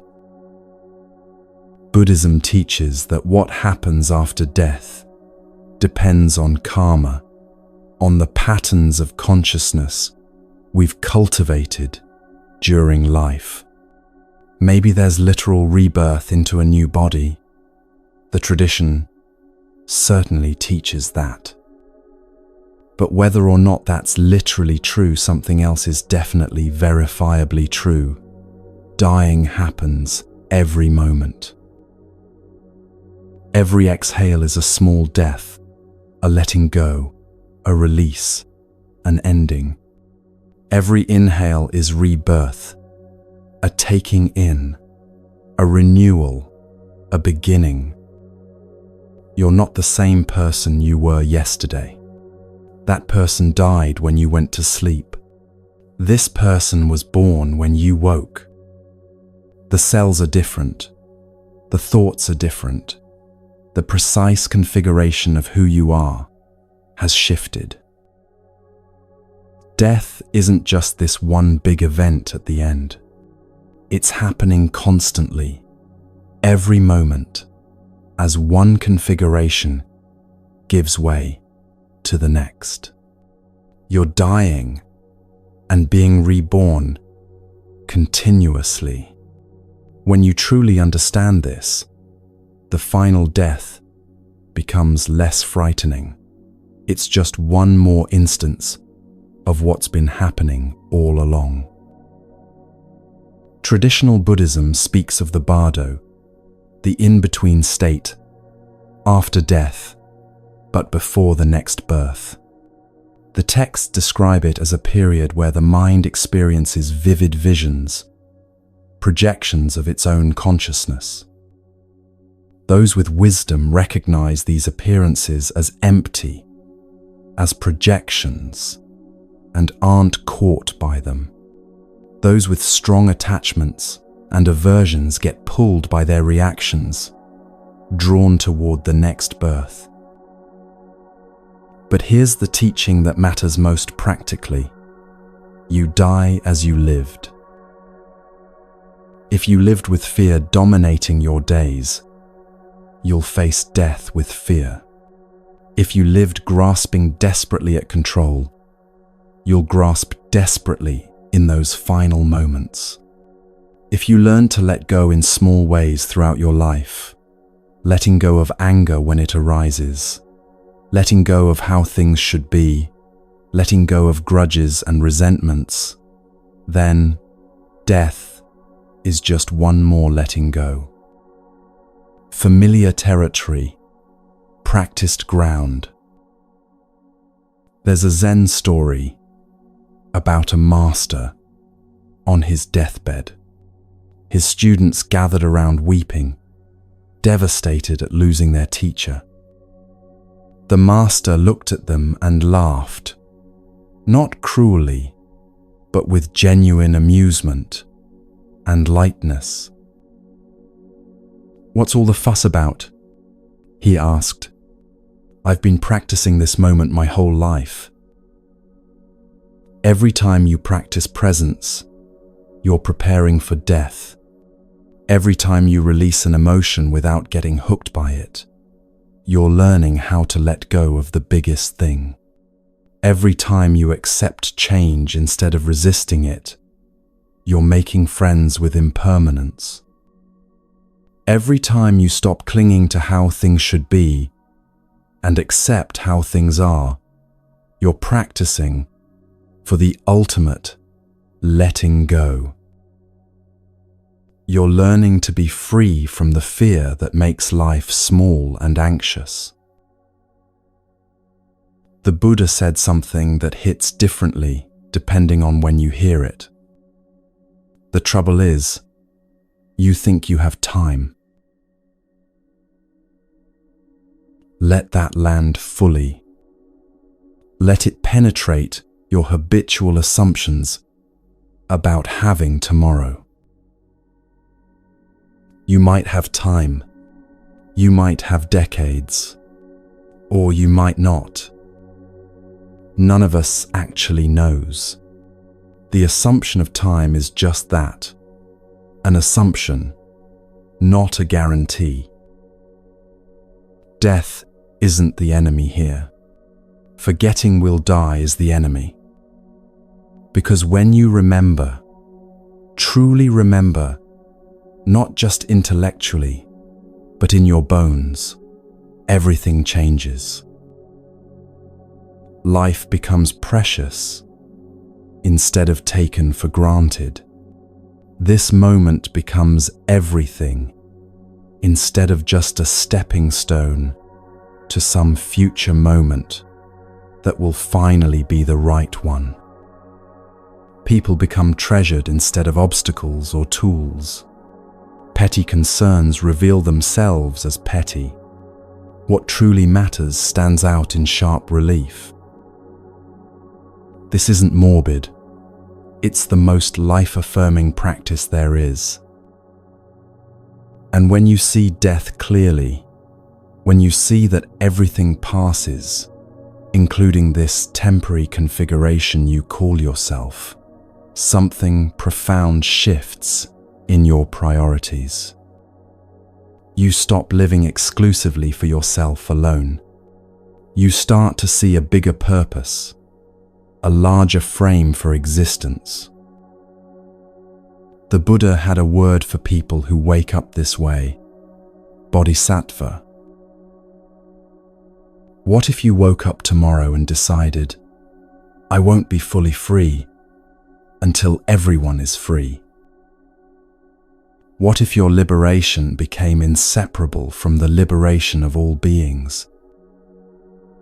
That's the bodhisattva path, and it's not as impossible or as saintly as it sounds.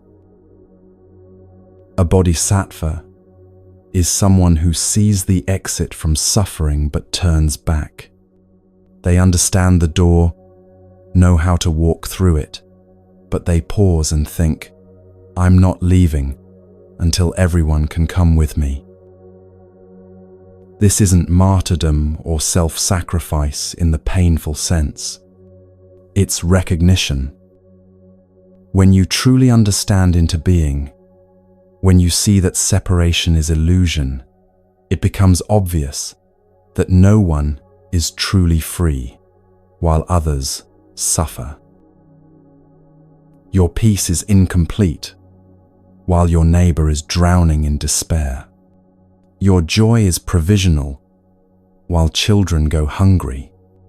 Your enlightenment is partial, while others remain in darkness.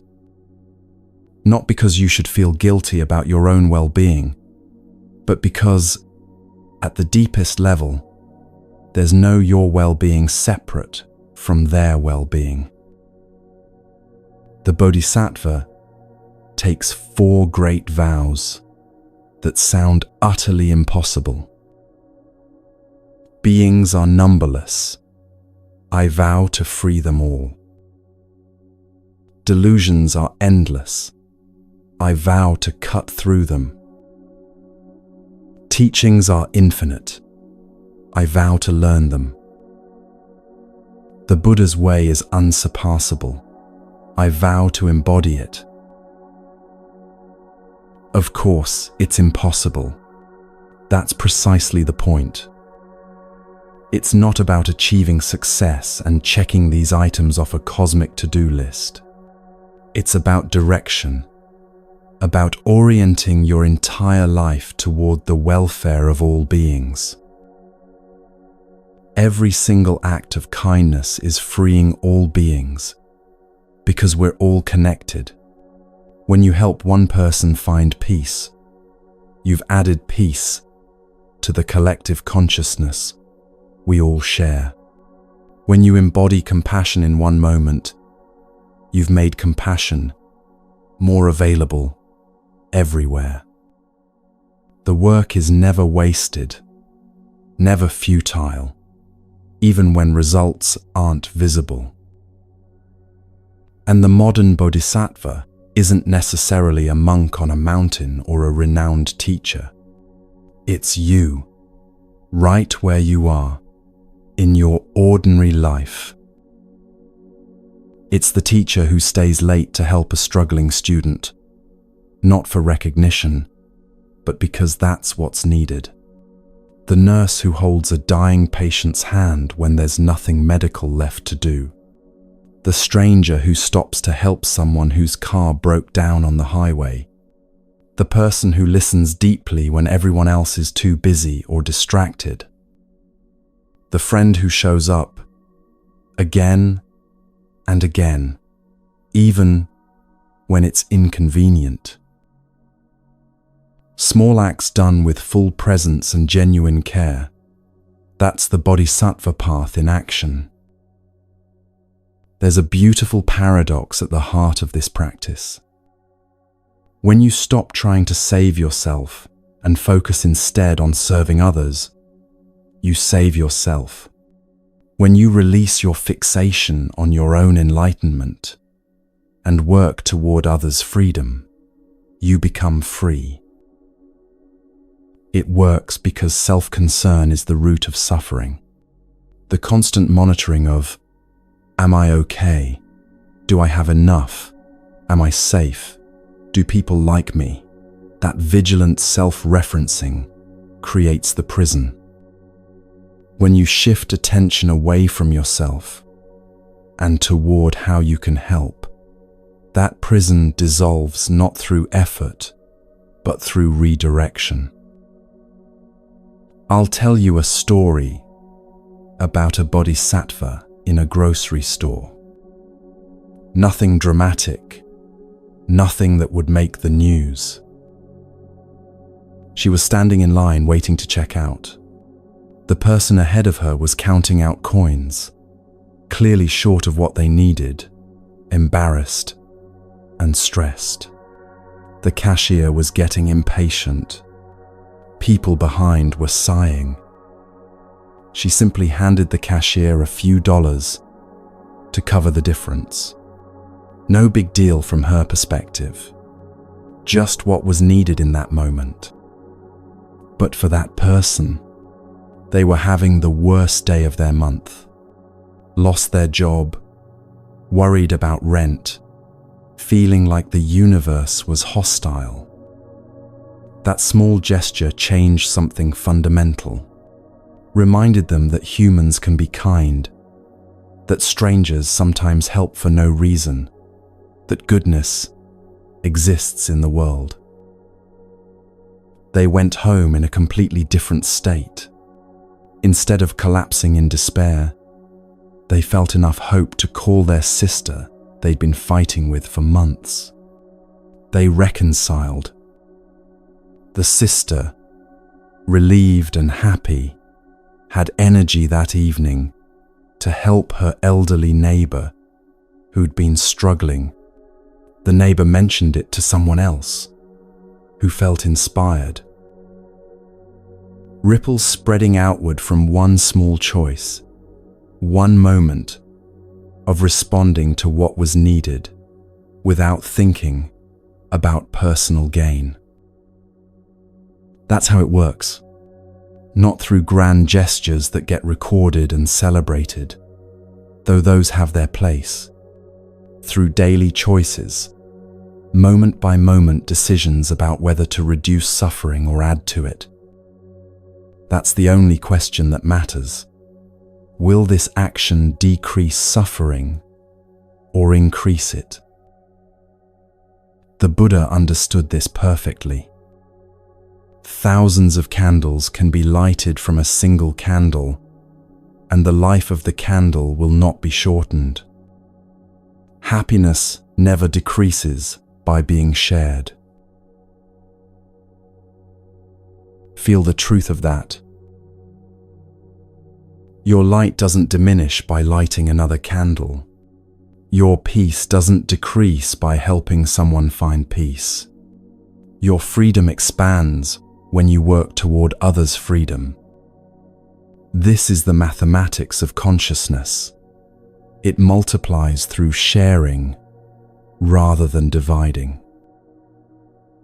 And at the heart of this vow, at the center of living for others, at the core of the Bodhisattva path, is one final practice.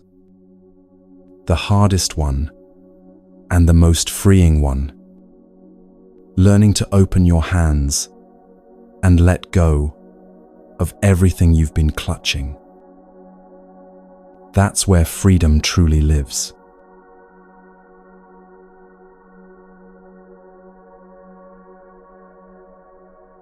What if I told you the secret to happiness is giving everything away, not in some ascetic, self-denying way where you suffer nobly in poverty, but in the profound recognition that true wealth comes from open hands, not clenched fists. That freedom lives in letting go, not holding on. Generosity is the practice that completes the circle, that transforms everything else we've explored from concept into lived reality. And it comes in 3 distinct forms, each one training you in the art of release. Material generosity is what most people think of first, giving money, food, shelter, resources, time, possessions. These tangible gifts that meet tangible needs. But the quality of the giving matters more than the quantity. There's a woman I heard about who regularly fed homeless people in her city. Nothing unusual there. Many people do charitable work. What made her practice pure was that she never filmed it, never posted about it on social media, never collected praise or recognition. She just fed people who were hungry. That's it. That's pure generosity, giving freely, without seeking anything in return, not even the subtle payment of being seen as generous. Most of us give with invisible strings attached. We donate and want acknowledgement. We help and want gratitude. We give gifts and want to be remembered for them. The Buddha asks, can you give without any of that? Can the giving itself be enough? The second form is generosity of knowledge, teaching without withholding, sharing everything you know, without keeping secret tricks or special techniques for yourself. There's a scarcity mindset that says, if I share what I know, I'll lose my advantage, my value, my special position. But knowledge works differently than material things. When you give away a possession, you no longer have it. When you give away knowledge, you still have it, and the other person has it too. Knowledge multiplies through sharing. Teaching something deepens your own understanding. This doesn't diminish you. It expands you. Every time you help someone understand something, you clarify it further for yourself. Every time you pass on wisdom, you strengthen that wisdom's presence in the world. The third form is the rarest and perhaps most precious: generosity of presence.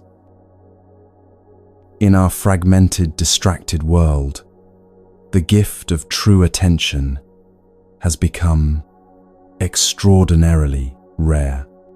Being actually there with someone, phone away, mind present, not planning your response while they speak, not thinking about what you need to do next, just fully receiving them as they are in this moment.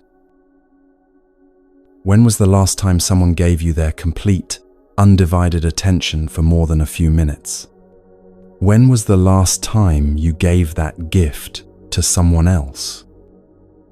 This generosity of presence might be the most valuable thing you can offer another human being, the experience of being fully seen and heard. But we resist giving. We resist all three forms for the same underlying reason: fear of scarcity. If I give money, I'll have less for myself. If I give time, I won't have enough left for my own needs. If I share knowledge, I'll lose my competitive edge.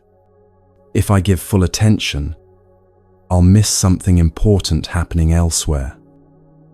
The mind generates these fears automatically, trying to protect you from depletion. But watch what actually happens when you give. Love multiplies when given. Loving someone doesn't diminish your capacity to love others. It expands it. Knowledge grows when shared. Teaching clarifies and deepens understanding. Presence strengthens when offered. Being fully with someone trains your capacity for presence in all situations. The paradox of generosity is real and testable in your own experience. The more you give, the wealthier you feel. Not because people reciprocate, though sometimes they do. Not because you're building good karma, though that happens too. But because giving itself fills you in a way that accumulating never does. Accumulation creates anxiety. Now you have something to protect, something to lose, something to worry about. Giving creates lightness, less to protect, less to lose, less to manage and control. The relief of open hands versus the tension of clenched fists. But for generosity to truly transform you, it needs one crucial ingredient: detachment. Giving without strings means exactly that. No invisible threads connecting you to what you gave. No expectation of return. No need for thanks or recognition or even acknowledgement that it happened. Helping without needing to be seen as helpful. Loving without needing to own or control the beloved. This is the hardest practice because the ego wants credit for everything. Detachment is not indifference. This distinction is crucial. Indifference is cold, checked out, not caring about outcomes because you're not engaged. Detachment is warm, fully engaged, caring deeply while simultaneously releasing attachment to specific outcomes. It's like building a sandcastle on the beach.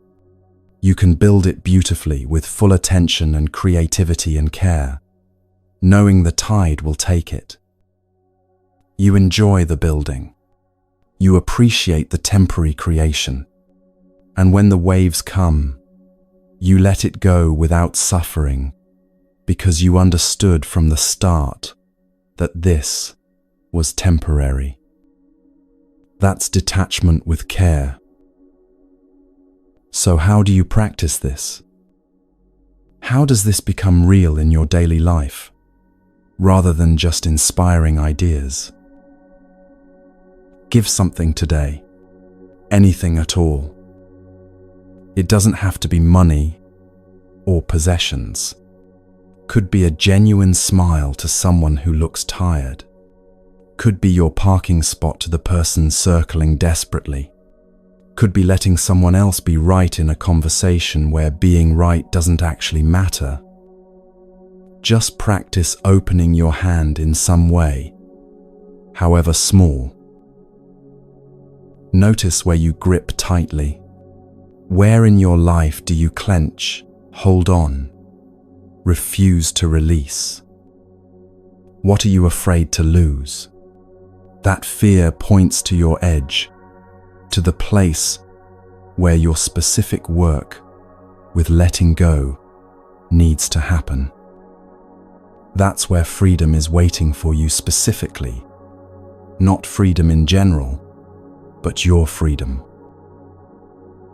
Let go of one thing today.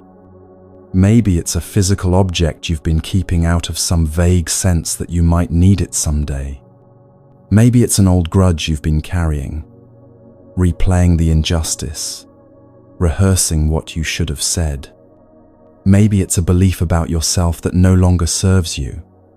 I'm not the kind of person who does that. I've always been this way. Release one thing and feel the lightness that arrives. The liberation comes gradually through practice.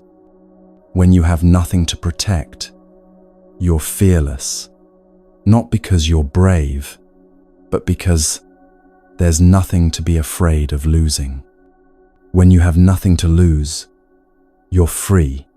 Not because you've lost everything, but because you've stopped gripping, stopped clutching, stopped trying to freeze change in its tracks. The Buddha's final teaching, spoken on his deathbed to his grieving students, captures this perfectly. All conditioned things are impermanent. Work out your own salvation with diligence. He didn't say, follow me, continue my lineage, preserve my exact words. He said, walk your own path, do your own work, find your own way through, and let go of everything, even these teachings themselves, if they become obstacles rather than liberators. Nothing to hold on to, nothing solid to stand on except this present moment. That's not terrifying. That's freedom itself. Rest here for a moment. Feel what's moved in you during this journey. There's no rush to reach any destination. And now we've walked this whole path together. From the first question at the very beginning, why does my mind feel like a storm? To this moment of understanding, of coming home. Let me bring us full circle. Remember at the beginning, the storm in your mind, the restlessness, the seeking, the sense that peace was always one step away. You thought you needed to calm the storm, find the right technique, the right practice, the right understanding that would finally make the chaos stop. Get your life arranged just right so the internal turbulence would settle. But the Buddha taught something radically different. You are the sky. The storms pass through you. They always have. The sky doesn't fight the storms, doesn't try to push them away or make them different, doesn't identify with them or believe they're permanent. The sky just is. Vast, spacious, unchanging, while weather patterns move through it. Sometimes clear blue peace, sometimes raging thunderstorms, sometimes gentle rain, sometimes oppressive heat. The sky remains the sky through all of it. That's what's changed through this teaching. Not the storms themselves, but your relationship to them. You can see them coming now sometimes. Oh, there's that familiar anxiety building, that old pattern of self-criticism starting up, that habitual anger responding to perceived slights. You watch them arise with recognition rather than being instantly swept into their current. You watch them pass. Everything does eventually, doesn't it? The overwhelming emotion that felt like it would last forever dissolves. The situation that seemed impossible shifts. The mood that colored everything fades like morning fog. You've seen enough weather patterns now to trust that this too shall pass. You don't believe they're forever anymore. Even the pleasant states, you don't grasp at them desperately trying to make them stay, because you understand they're also temporary. This understanding doesn't make life less rich. It makes every moment more precious, precisely because it won't last. This is the unshakable mind the Buddha promised. Not that nothing bothers you, but that you're not shaken by being bothered. Pain exists and will continue to exist as part of human life. The body ages, gets sick, experiences discomfort. Loss happens, people die, relationships end, circumstances change. But suffering, the mental story about pain, the resistance to what is, the belief that this shouldn't be happening, that becomes optional when you stop fighting reality.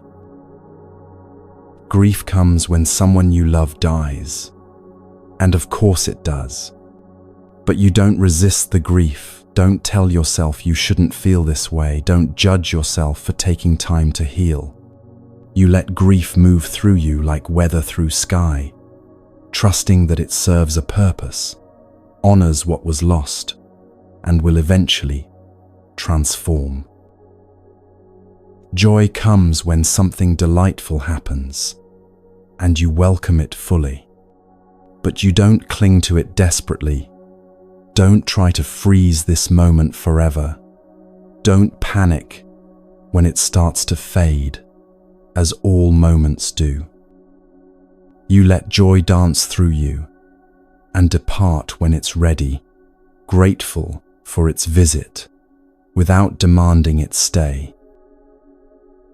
Everything we've talked about, karma and its ripples, presence in this moment, the eightfold path as practical guidance, compassion as seeing yourself in others, meditation as watching the mind, death as teacher, generosity as liberation.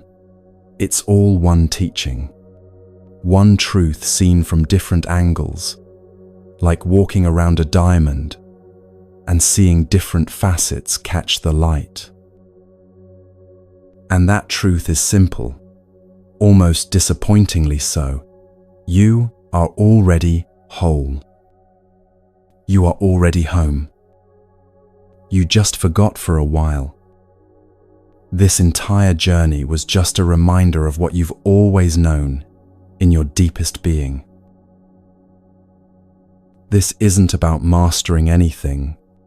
Mastery isn't the goal, couldn't be the goal, because that would just be another thing for the ego to grasp at and use to feel superior. This is about beginning, and then beginning again, and then beginning again. Every single day you wake up, you begin again. That's the practice.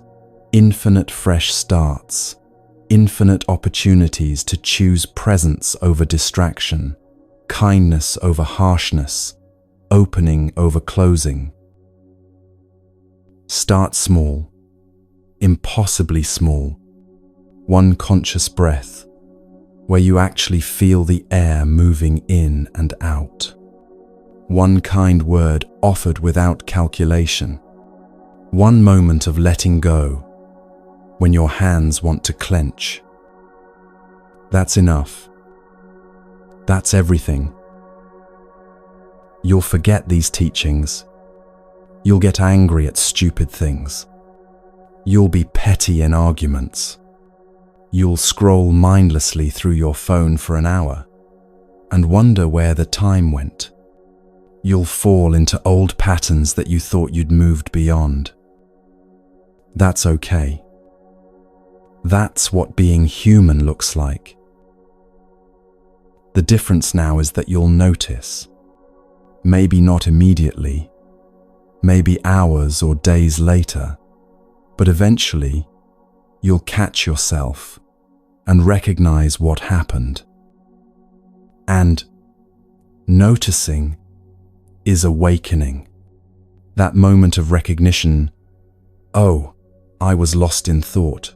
Oh, I was reacting from old conditioning. Oh, I forgot to be present. That moment is enlightenment happening right there. You don't need to be perfect. The Buddha himself said clearly, no one saves us but ourselves. No one can, and no one may. We ourselves must walk the path, not follow someone else's path, not wait for rescue from outside.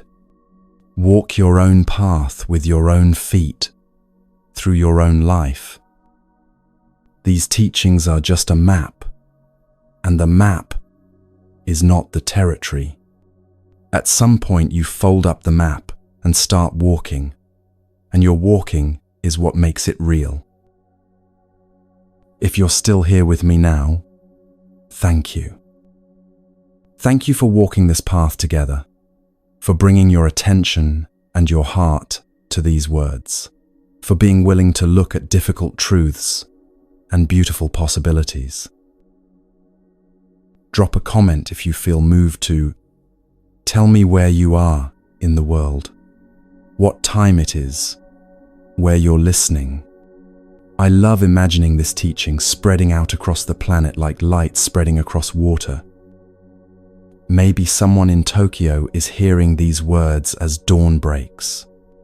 Maybe someone in Brazil is winding down their day with this as companion. Maybe someone in London, Cairo, Sydney, Vancouver is right here with you right now, listening to the same words at the same moment. We're all here together in this vast web of connection. May you be at peace with what is. May you be free from the suffering created by resistance. May you know your own unshakable nature, that sky-like awareness that nothing can disturb because it contains everything. May all beings everywhere be free from suffering. Until we meet again, whether in another teaching or just in the shared space of consciousness that connects us all, rest well, dear friend. The path is always here when you're ready to walk it. It's been here for 25 centuries and will be here for 25 more. It's patient. It waits. And you are already walking it just by being alive, by breathing, by reading or hearing these words, by caring enough about your own freedom and the freedom of all beings to have stayed with this teaching from beginning to end. That's not a small thing. That's everything. Rest now.